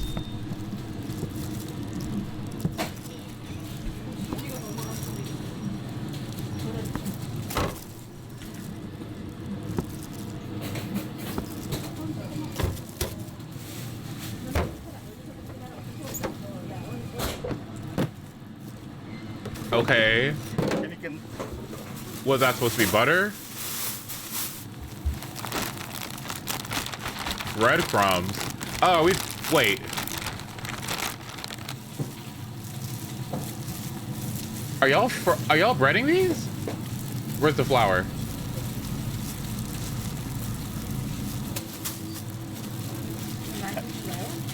What are they doing? Wait.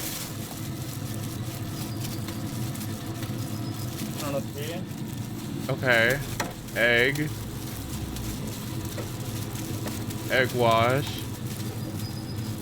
This is why I love these. Like, it's because it's always like, what the hell is going on? But then they turn out and they look great. Okay, we're putting it in breadcrumbs. Okay.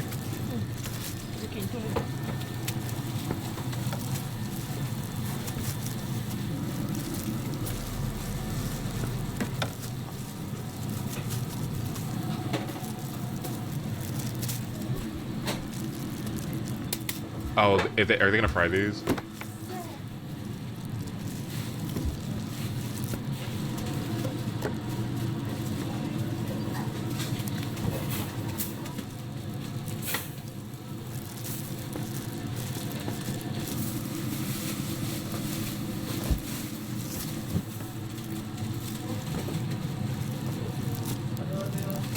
I could do this for hours. Just watching these for hours, like, and just rating it based on how it looks.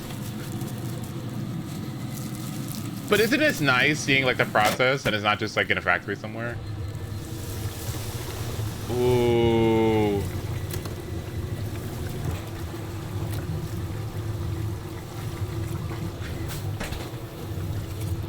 Double fry.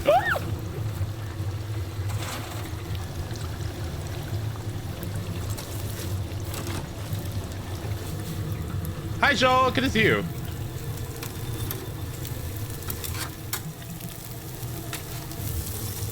Okay. You get how many? See, that's what I'm talking about. See, like now that's service right there. You see that? You see that? Now that's service. They fucking like. Let me just scooch that. They didn't have to do all that. Look. They didn't get it. Okay, you could have stopped right there. But you know what they said? They said, you know what? Because I like you, and we love our customers. One more bitch. That's grandma putting $20 in my back pocket. She said, don't tell nobody. She said, don't tell, hold on. That's her getting like, here's $10. She said, put that right in there. Right for you.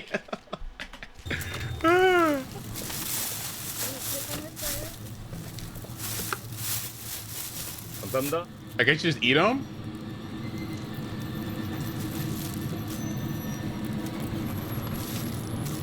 Lunch for, oh my god, please. Okay, there we go. All right, there we go. I was wondering. I was like, where's the food? Also, hi, Plagon. Oh my god.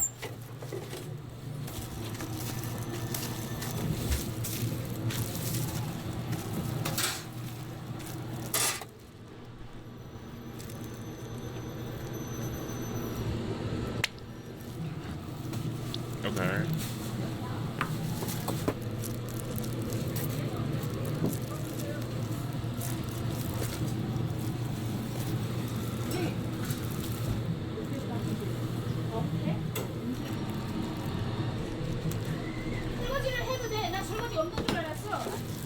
Okay.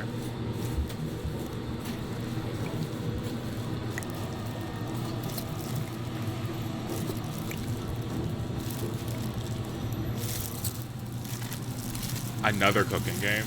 Listen, okay, we were talking about it earlier. You know it's about to be like 8 farming sims, right? Like you know it's about to be 8 farming sims, right? Hold on. Poffy, where did you post the direct bingo card?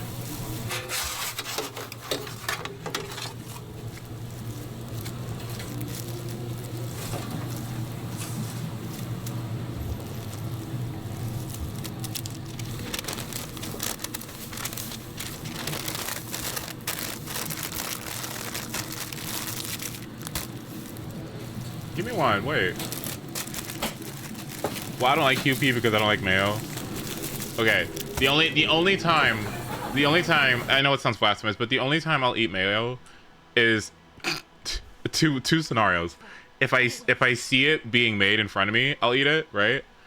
Like if I see the egg whites and I see the vinegar being added and I see it all, well then I'll eat it. But if I don't, then I just don't trust it. I don't know why I don't trust it. I don't. Or if they just reword it to aioli, I'll eat it right up. I'll eat it right up. Oh, you like my levels? Thank you.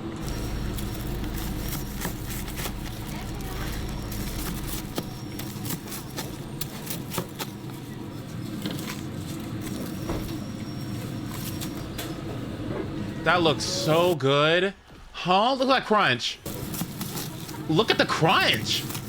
And the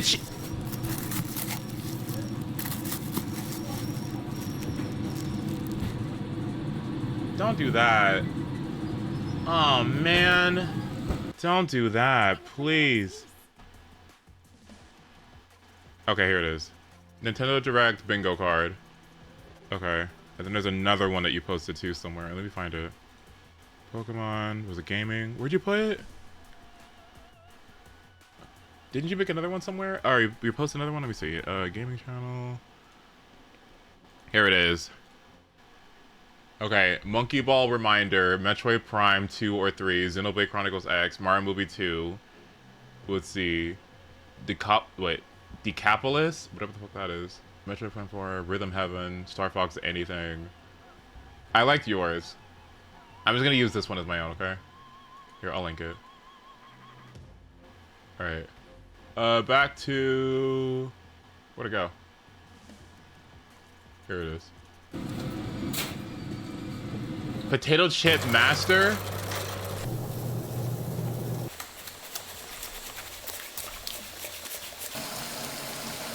Okay. Ooh!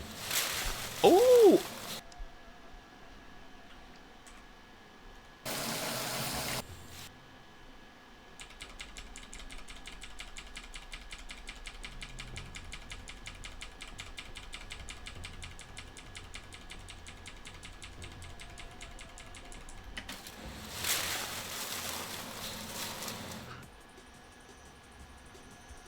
Okay, so don't tell Justin.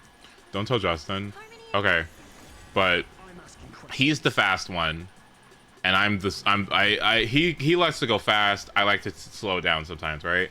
What he'll do is we'll go to the fucking we'll go to the grocery store, and like, I'm not sure if you remember, this might be aging me a little bit, but do you guys remember a show called Supermarket Sweep? If you don't know what it was a show, it was like a game show where like you had to go shopping as fast as possible. Like, you had to find the right deals, you had to go in the grocery store and find all the right stuff, like, as really fucking fast, and then get to checkout like ASAP. It was a really fun show. And like, that's what he does when we get to the checkout, or the cashier or whatever. Like, he will fucking like the groceries onto the onto the thingy, while the cashier is just like beep beep beep. He does it all the time. And one thing that this is going somewhere. One thing that he does is he disregards the fucking chips. Okay, do you know how many of these bags? Do you know how many of these bags of these tortilla chips that just get fucking crushed? It's just have all these fucking crunched up fucking pieces at the bottom, because he just like fucking throwing a bag everywhere and everything. Oh my god. And that's not even talking about putting them in the car. Oh my god. By the time I get my chips, they're oh my god. Woo. He fucked up the chips, and then he gets mad at me because I squished the bread.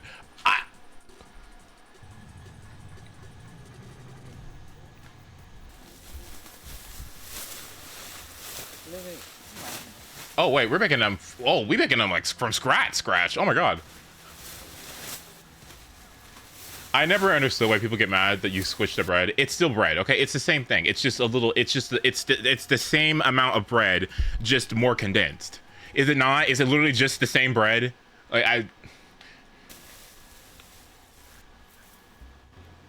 oh, I need to get rid of this one. Oops. Oh damn, we're really like okay.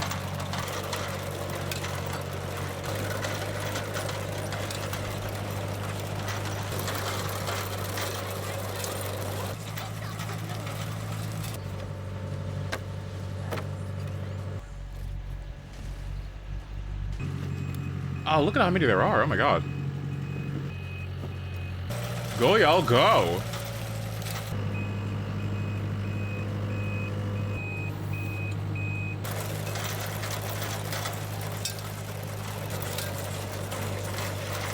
Can you imagine being a potato sitting in the ground for like so long, right?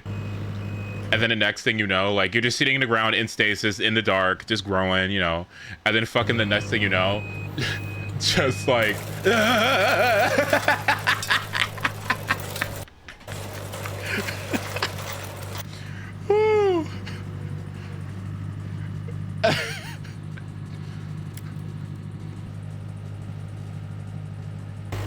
we need to grow potatoes.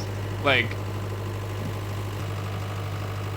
we weren't able to do it the way I wanted to this year, but like garlic, onion, potatoes, those are the three that I really want to like just spam the garden with, because you use them all the time, right?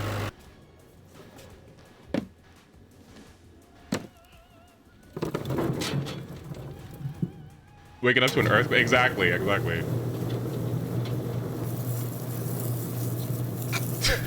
This abuse, these poor things. Oh my god.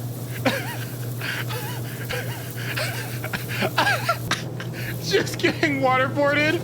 Oh my god.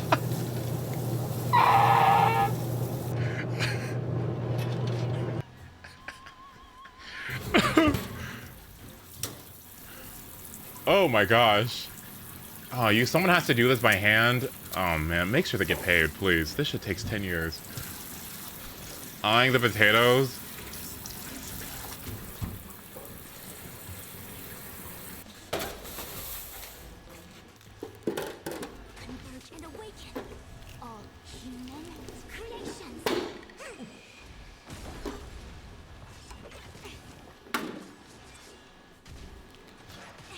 What kind of oil is that? Wait, I'm actually kind of curious. What kind of oil is that? Should be something flat, right? Don't tell me it's soybean. Is it soybean? It might be soybean oil. Yeah, okay. Your answers?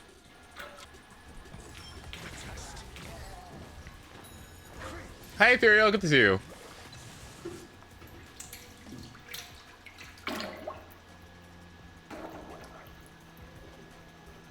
God, I wonder how much these cost. Oof.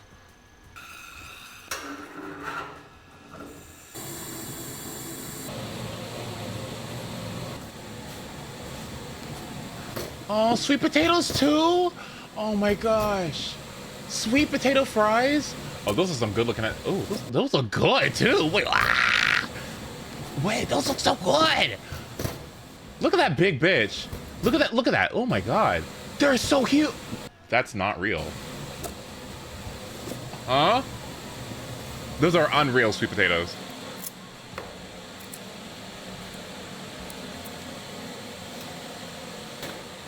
Wow.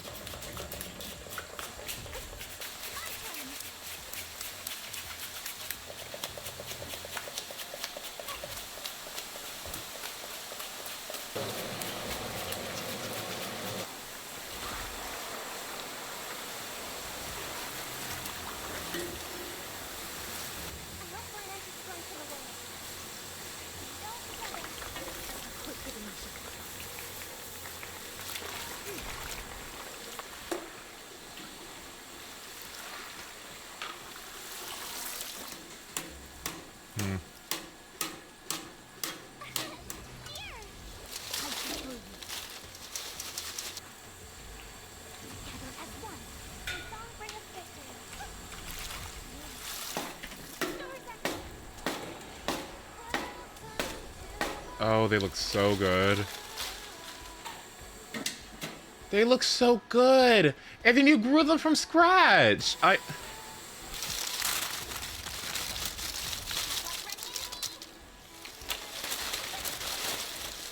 now you gotta let them dry too, yeah. SAS, knowledge, the measure of truth, and falsehood. All things must work after law.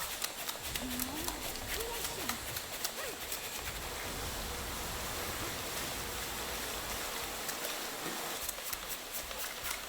Wait.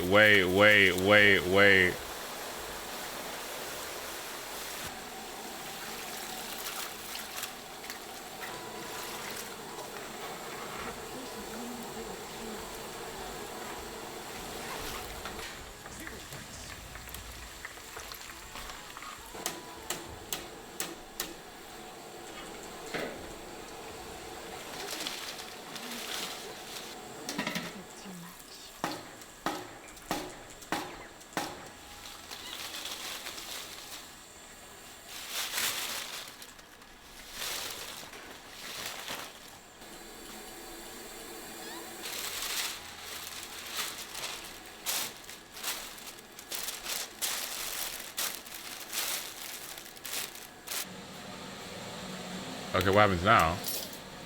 I know y'all aren't doing what I think you're doing. Okay, I was about to say. Okay.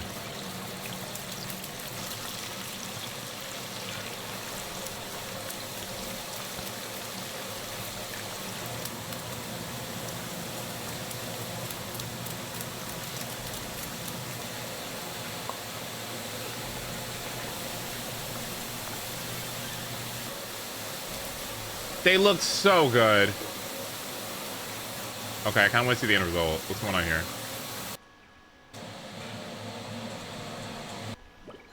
Halloween party? Oh my god, that's so cute. Wait a minute. Did they use the potato harvest and make a bunch of potatoes for the people to go to their fucking Halloween or fucking... Oh, that's cute. Wait. Y'all gonna sell fresh potato chips?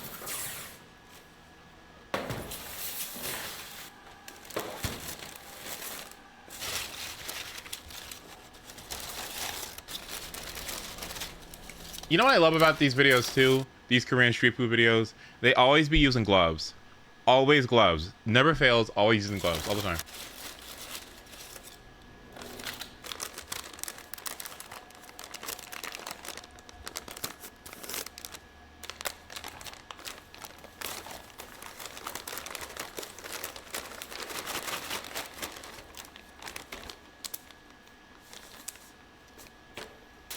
Would y'all buy these? I would. Look at how she ate that. Look how this bag ate that.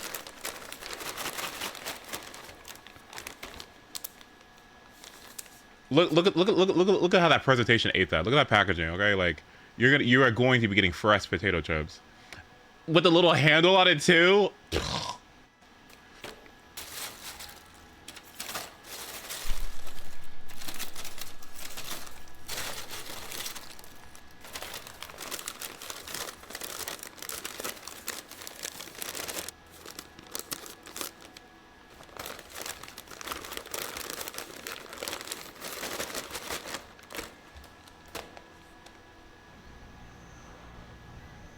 Please eat one. I need to hear a crunch. Please just eat one. Just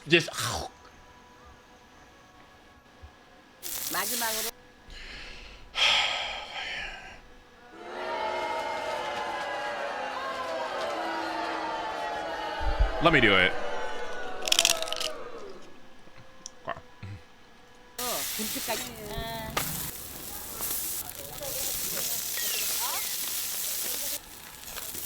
Oh. Oh. Oh.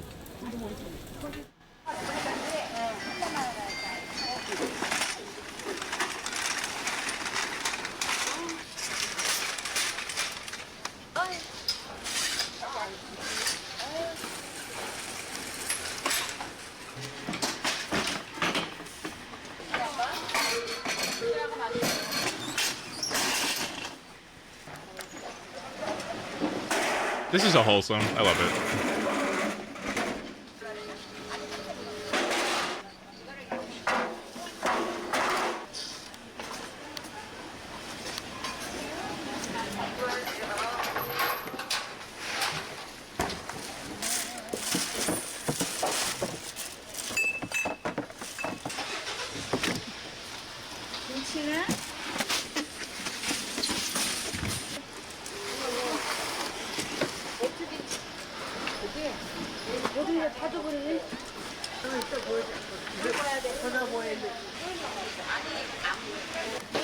Watching these makes you really want to support small business, doesn't it?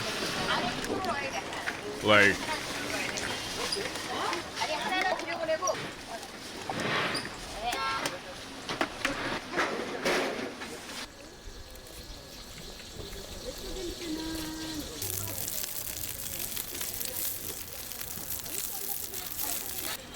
okay. Green onion. Some sort of pancake batter.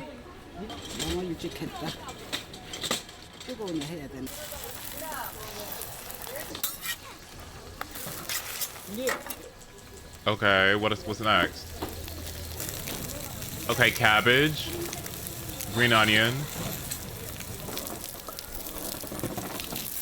a beautiful teapot with this batter in it. Okay. Savory pancake?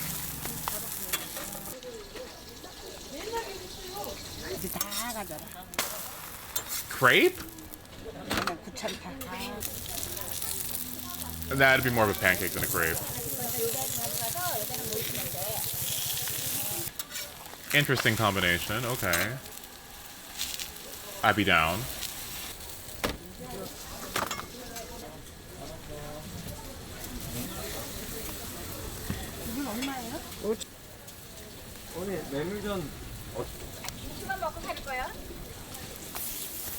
I forgot. Are you supposed to pat your pancakes or not touch them? I think it's hamburgers you're not supposed to touch, right? Yeah.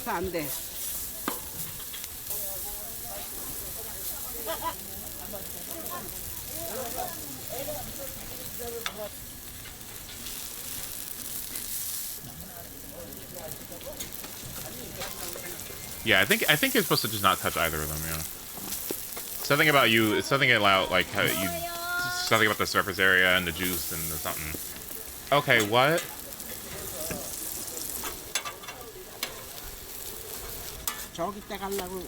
Hamburgers is so that you don't get the natural juices out of it. Pancakes, I'm not sure.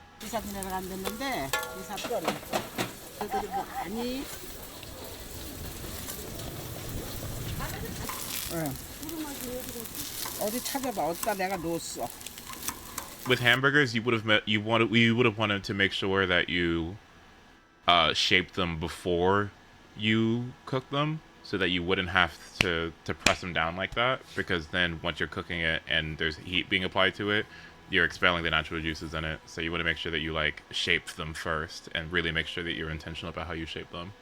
With pancakes, I think it's more so. It's better, okay. It pops the air bubbles and makes them flat. Oh, it stops them from being fluffy. That makes sense. Yeah.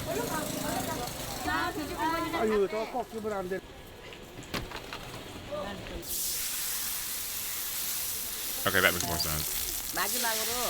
If you've never had a Korean scallion pancake, you're not living. I've never had one. I've never. It looks good.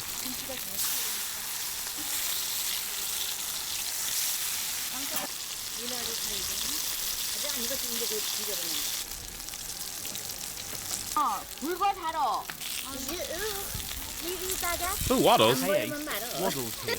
It's that time of month again. Take my money. What are you hoping for the Nintendo Direct?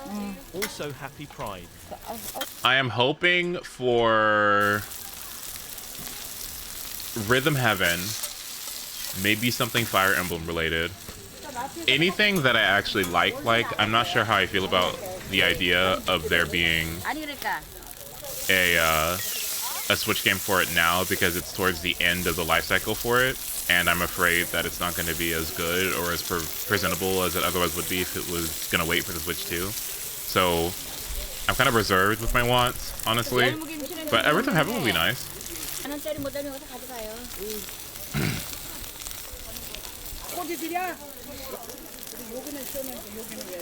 Okay, get out of here.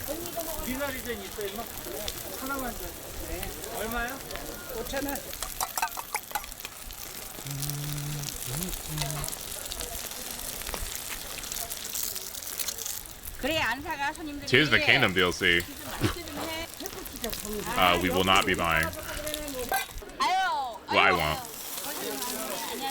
Oh, look at this one. Wait. I wasn't even looking. What the fuck? What was that? Bitch.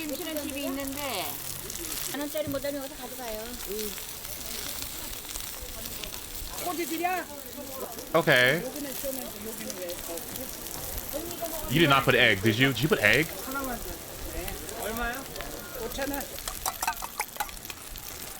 Oh my god. 그래 안 사가 손님들이. 아 여기서 물이 떨어져서 그러네 뭐. 아유.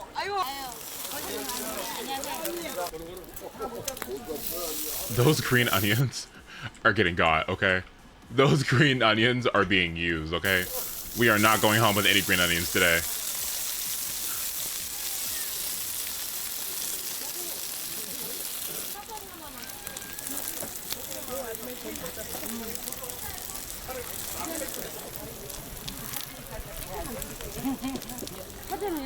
Okay.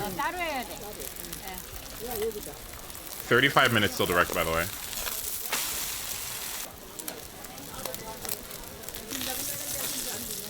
그렇지.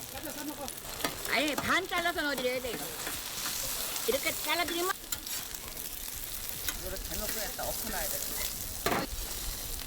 자, 손질까봐. Ooh, bitch! You get the whole thing? I thought they were gonna cut it in half. I thought they were gonna cut it in half. I thought they were gonna cut it in half. And like give you half of it. Oh wait, they did. Oh, they literally cut it in half. Oh wait, but you get the whole thing. Thank you. Thank you. Here, take an 80% tip.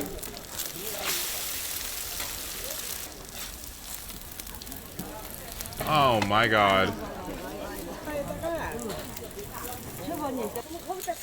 아니야. 거기 두 분을 더 따로 해야 된다고. 못해.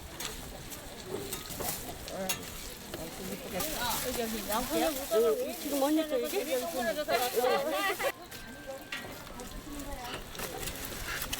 I love this lady. I love this lady here. Like, I love this lady here. Like,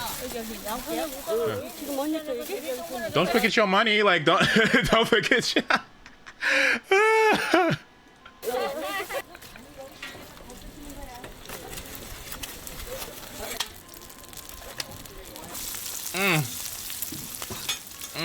Delicious. 네. 막 탄다.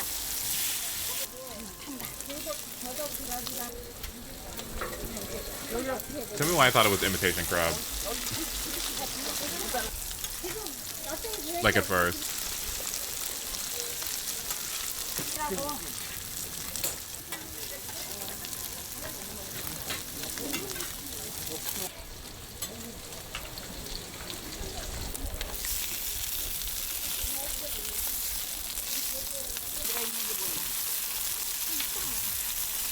What are those lines under me? I'm imagining it's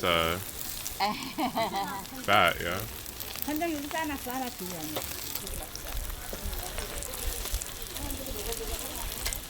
Oh, you mean the grill? Okay, yeah, okay. Yeah. Or, well, oh, like this? Maybe it's the skin. I don't know what it is. Good question.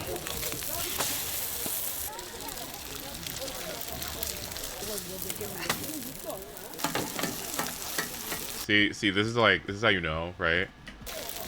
Look how she ate that. You know what I would have did? I would have. Oh no!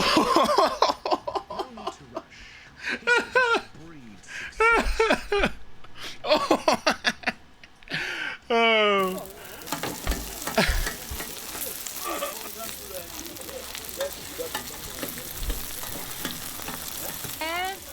That looks so good. Oh my god.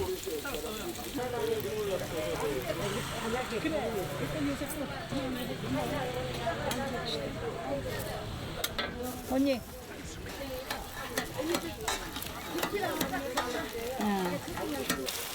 아, 커야지.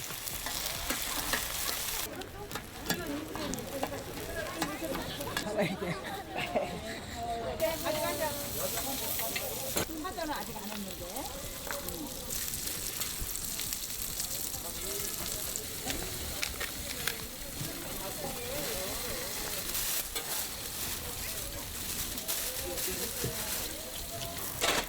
자, 언니 조그만 거 여기 있어. 큰 거는 이따가 사전 같은 거 할 때.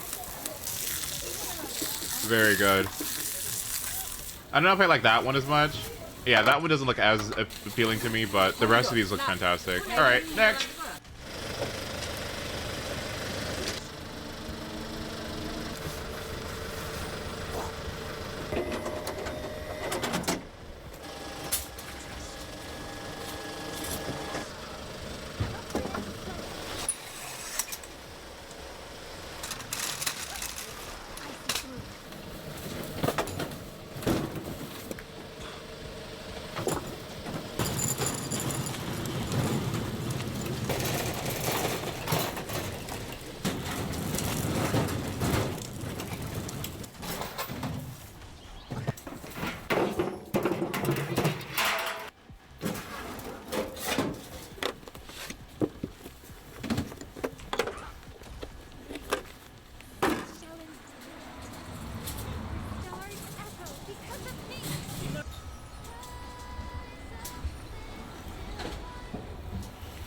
네.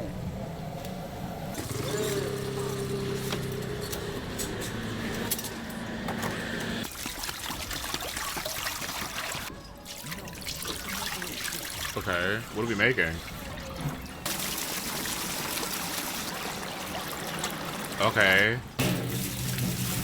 We got water, but what are we making?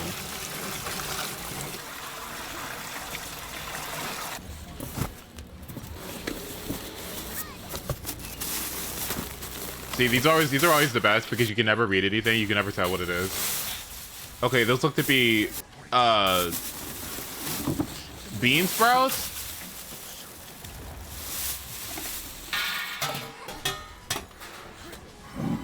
Oh, okay.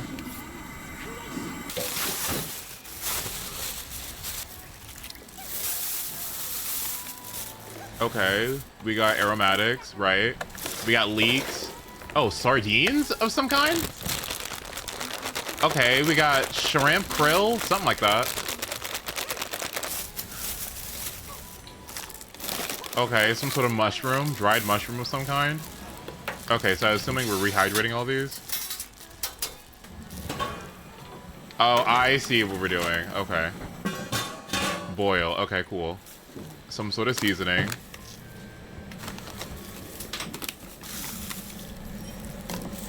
A college right near my house has a ton of food trucks and stalls at their campus. Wait. Right near my house. Go! That sounds delicious.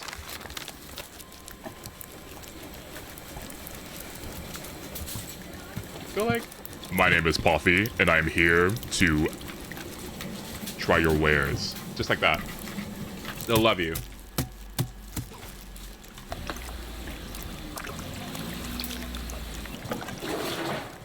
Yes, I will pay with card. Like that.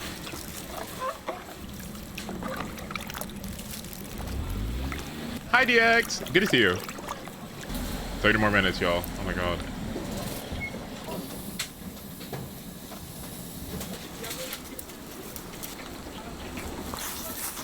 Okay, what the fuck is that? Wait, did I miss it? What are these? Wait, what?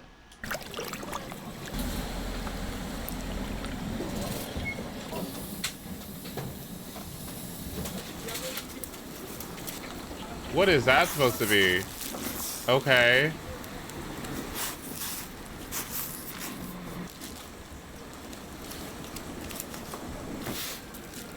I literally have no idea what that is.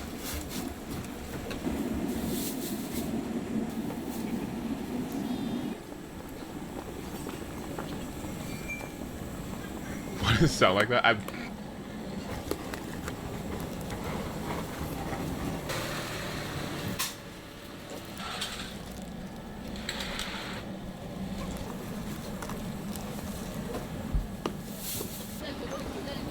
Okay.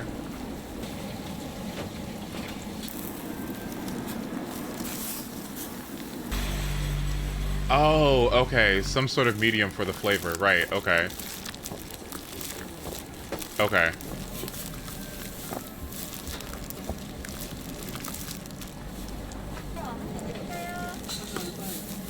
Oh, quest.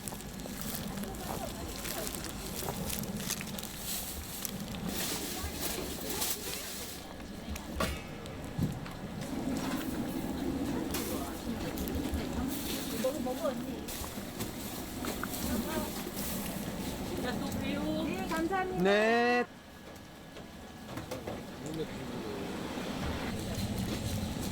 Okay. I still have no idea what these are gonna look like because we still got the fish and stuff broiling.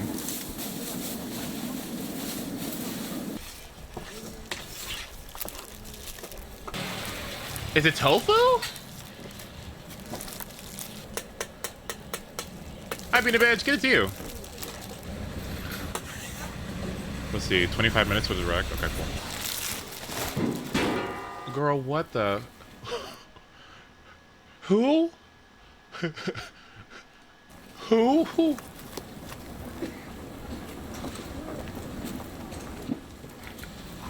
What is it? Oh, is it something you fry? Okay.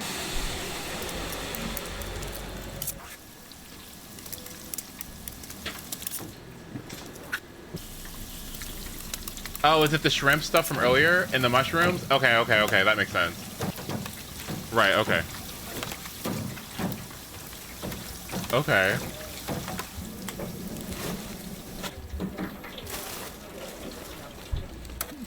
Okay, we're getting to, okay, it's coming together, right? Okay. Do you ever think about how food is just a big science experiment? Like, and reactions just happening at all times? Do you ever think about that? How chemical reactions is just food, it's just cooking food. Like...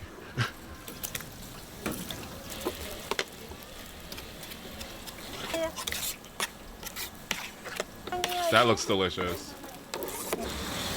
Okay, because I wasn't sure. I was like, what the heck is going on? Okay.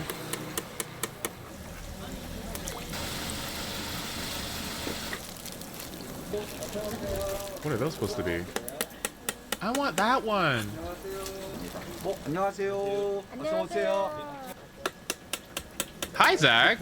Good to see you too. Okay, some sort of shrimp. Okay, so that's okay. So this seems to be some sort of batter. And what is green?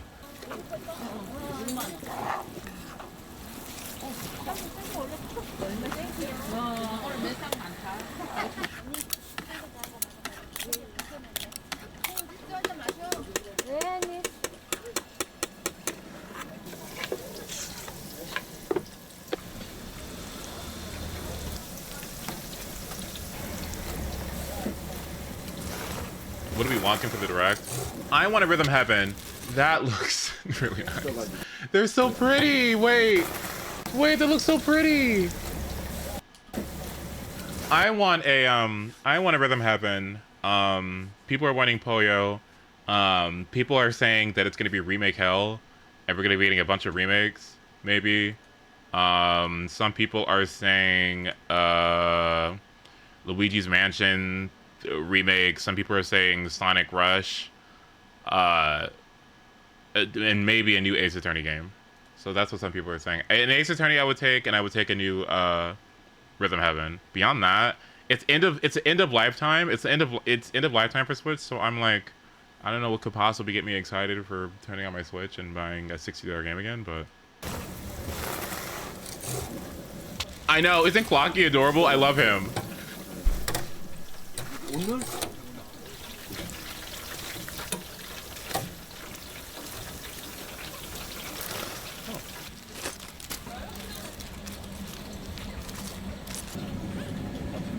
These look so good. Right, everyone lining up.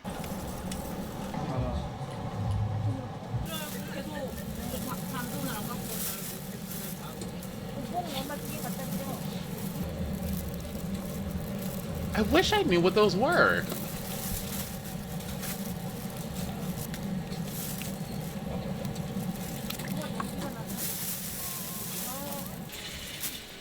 I tried watching a British street food video one time, and it was just, it was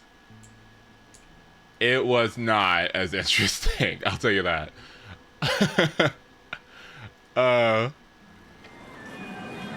It was me.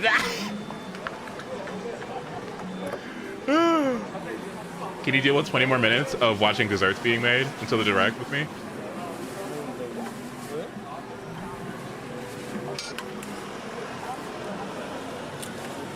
Okay. 뉴텔라 딸기 바나나요. What kind of dessert has cheese? Hold on, wait. I mean, I'll eat it anyway, but...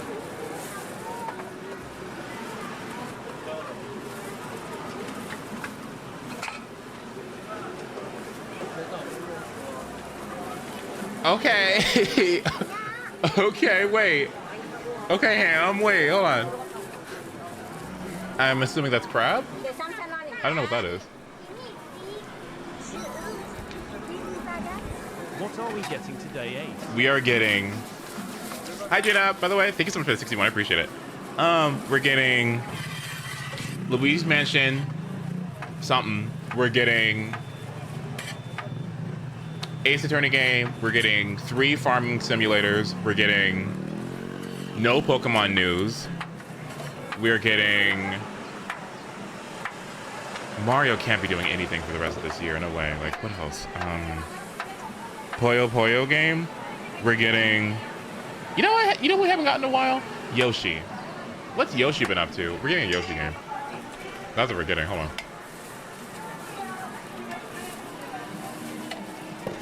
Happy early birthday. Thank you.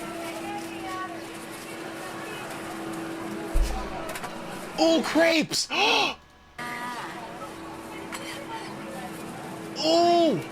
Did I ever tell y'all that that for my prom we went to the San Francisco we went to the San Francisco Science Museum, and that's where we had our prom. And oh my god, they had to cut off the butterfly exhibit because, you know, they were really sensitive, or they're really, like, you know, fragile, so we couldn't go in the butterfly room. But we just had access to, like, the whole, our school had access to, like, the whole building. I don't know how we had access to it, because that must have been expensive as fuck. Renting out the whole night.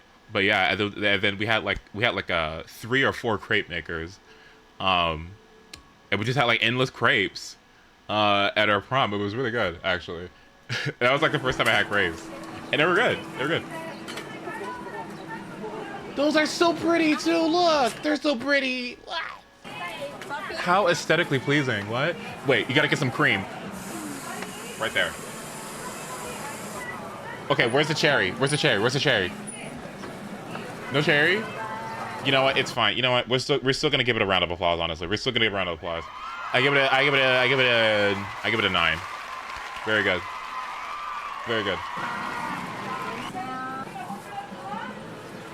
Now, what is that supposed to be? Some sort of bean paste? No, some sort of vanilla paste? Vanilla bean paste? No, that's something savory. Okay, just kidding. Just kidding. Okay, so it's crepes.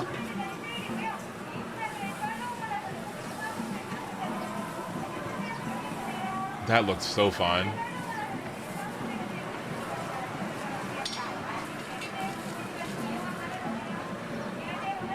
Okay.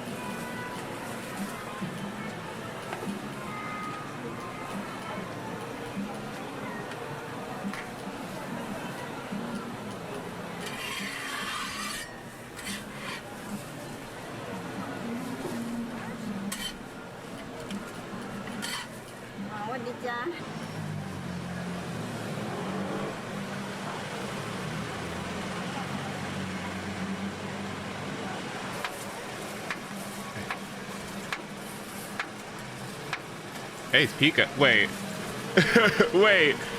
Wait. Hi.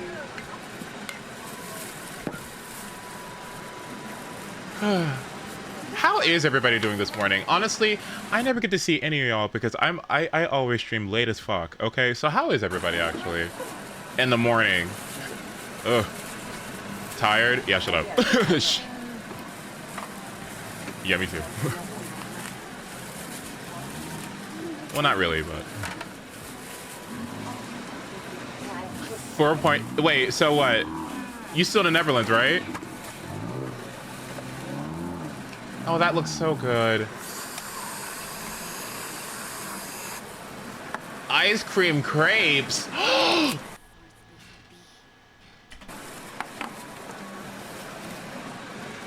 With sprinkles? All right, okay, give me, okay, give me, okay, you got me.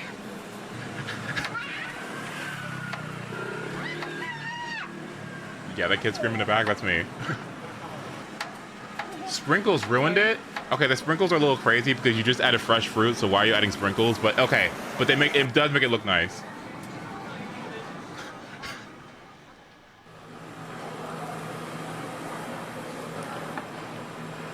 Okay, direct in 15 minutes, okay. Okay, what do we make him? Some kind of pancake? Or some kind of pancake? Sorry, I'm sorry. My bad. Some kind of waffle?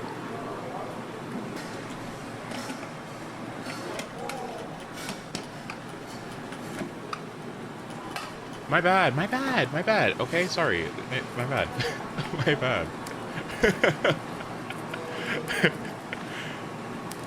No, okay. In terms of direct stuff, okay, I think I just answered it a bit ago. But Rhythm Heaven is like my biggest want. Ace Attorney is like my second biggest want. And my third biggest want would be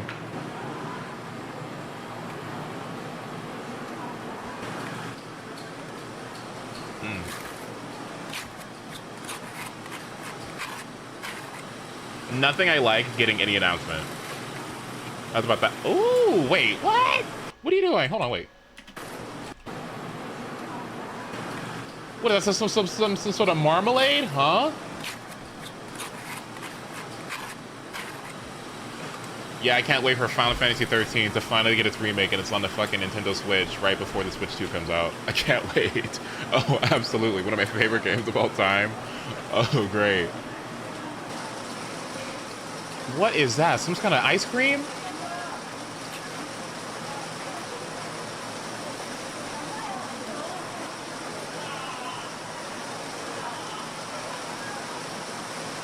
I have no idea what to expect, honestly, from it. So I guess I'm more excited because I have absolutely no idea. Like, some people are saying a bunch of remakes and stuff. Okay, nuts. Some people are saying a bunch of remakes, and I wouldn't be too surprised with that one.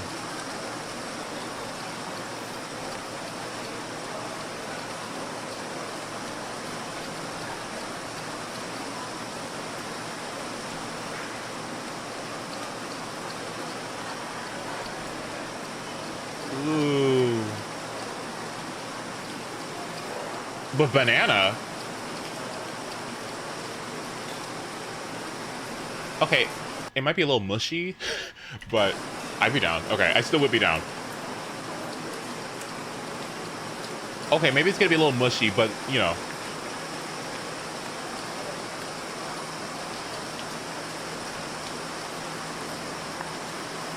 Oh, Fire Emblem news will be nice, too. Oh, and a Mario Luigi? 100%. Is that it? Oh, Kiwi? Okay. Okay, this one, I would probably get this one. This one looks the best. Are they gonna spread that, though? Okay, but are we gonna spread that?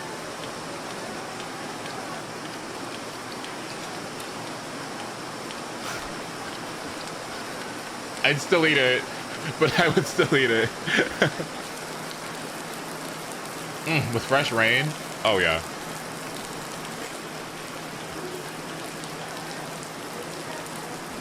Oh, honey.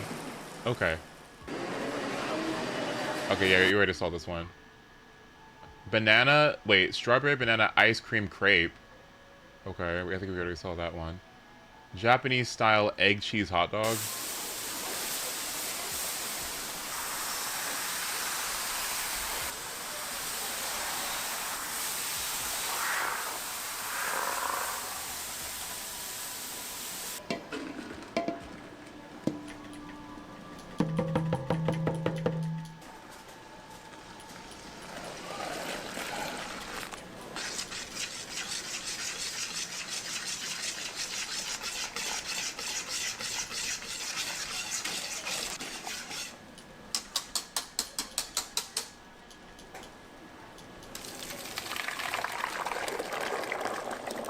Okay.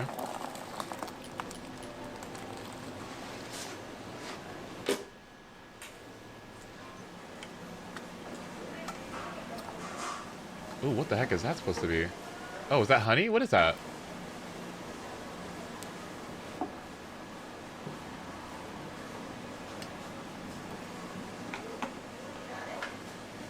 It looks like honey. Some sort of... what? Molasses, maybe? Oyster sauce. Oh.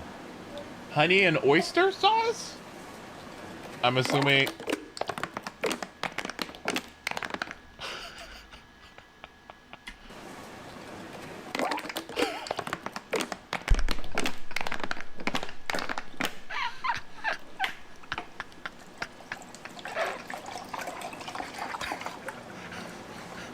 Okay, now it's soy sauce.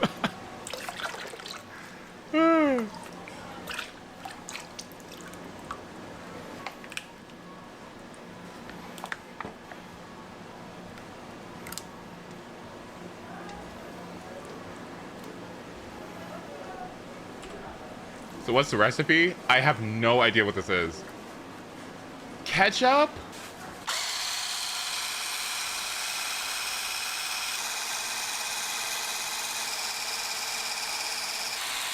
Okay, I'm assuming this is some sort of barbecue sauce.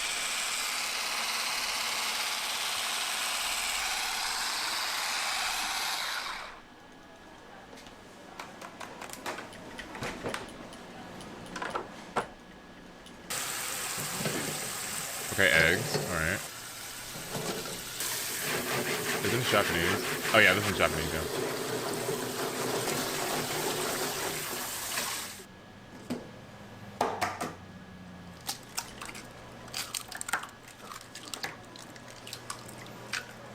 Two at a time? You're better than me. Oh my god. Okay. Eggs, got a little water. Okay, cool.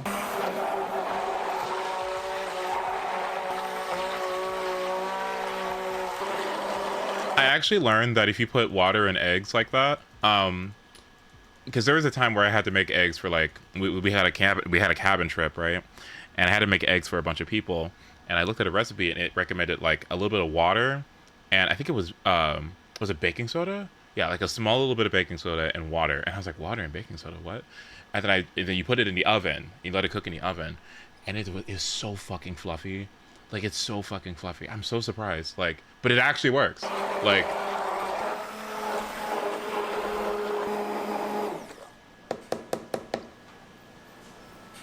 it's like the cafeteria eggs, like but not like bad.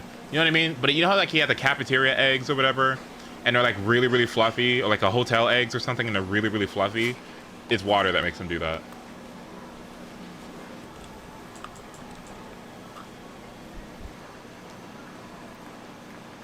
I get it. No. Cooking do be daunting, but I'm of the opinion that no matter how daunting something is, there's a YouTube video that I can just watch at -2 speed. Like, no matter how hard it is, just watch the video and keep replaying over and over again.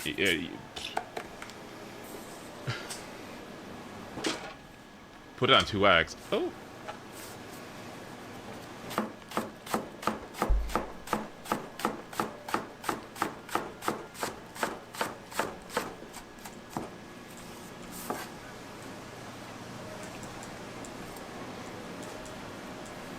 Hi Mudo, good to see you too. 6 minutes? Okay. I'll get it set up with about 3 minutes left. Hi Hellhound. Good to see you too.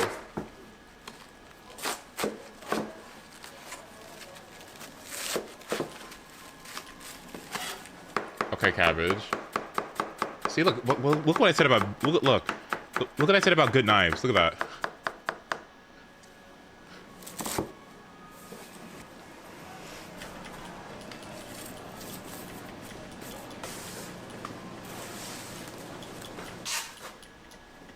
Odds is here too? Damn. Okay, it's time.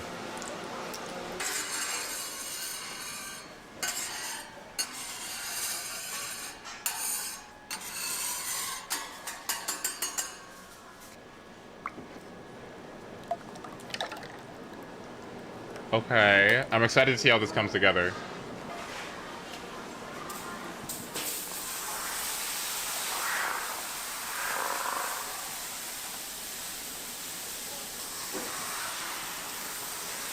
Wilson's not up yet. Call him. Call him.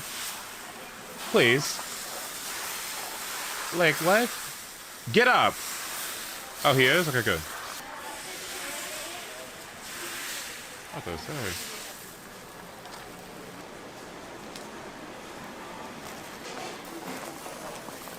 Okay, we're not gonna be able to finish it in time.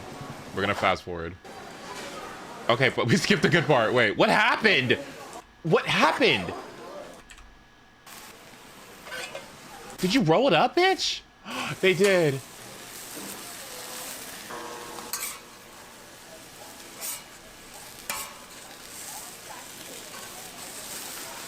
Again, I will never be I would never not be gagged that cooking is literally just like a tastier science experiment. Like, it is so crazy how you just take these rando ass ingredients and you put some heat to it and they just bloop into new things. Yeah, all those damn ingredients in this sauce, it better be good. Like, hello? Okay. I think I want to watch it on YouTube. I find that YouTube streams are much better for this kind of thing. Let me get it.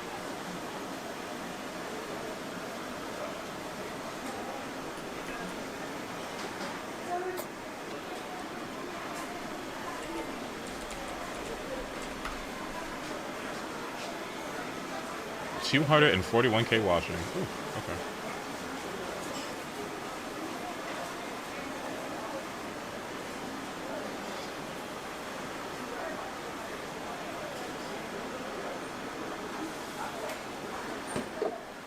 Oh yeah, Silk Song news. That's not gonna happen.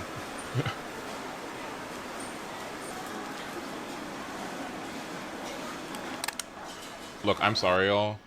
I'm sorry. That looks so good. I'm sorry, y'all. But like, I might just have to shell for it. I might just have to shell for YouTube Premium. I'm sorry. It's a little too good. It's a little too good. It's a little too good. I'm sorry. Oh my god. Damn. Matching. Shit. it's a little too good. Like, I don't really love it, right? But like I mean, I don't really love paying for YouTube Premium per se, because it's just like, fuck you, ad blocker. But at the same time, it's kind of good. Like, it's kind of good. Ugh. Hey, can you tab the fuck back in and look at the screen, because the direct's about to start in 2 minutes, and I need you to stop looking at whatever you're looking at. Okay, it's 10 a.m. Okay, it's too early to be doing all that. All right, tab in. Turn off ads. Oh, you're so right.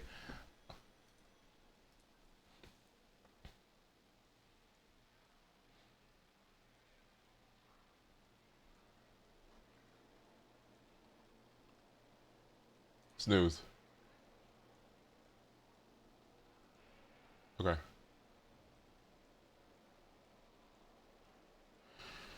All right, here we go. Smash Deluxe. But there's not... Okay.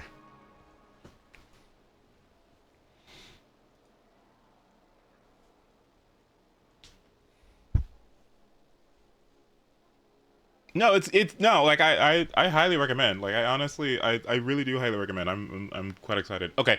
Also, let me get this bingo card up too. So keep in mind, I don't know how to check this. Actually, how do I, paint.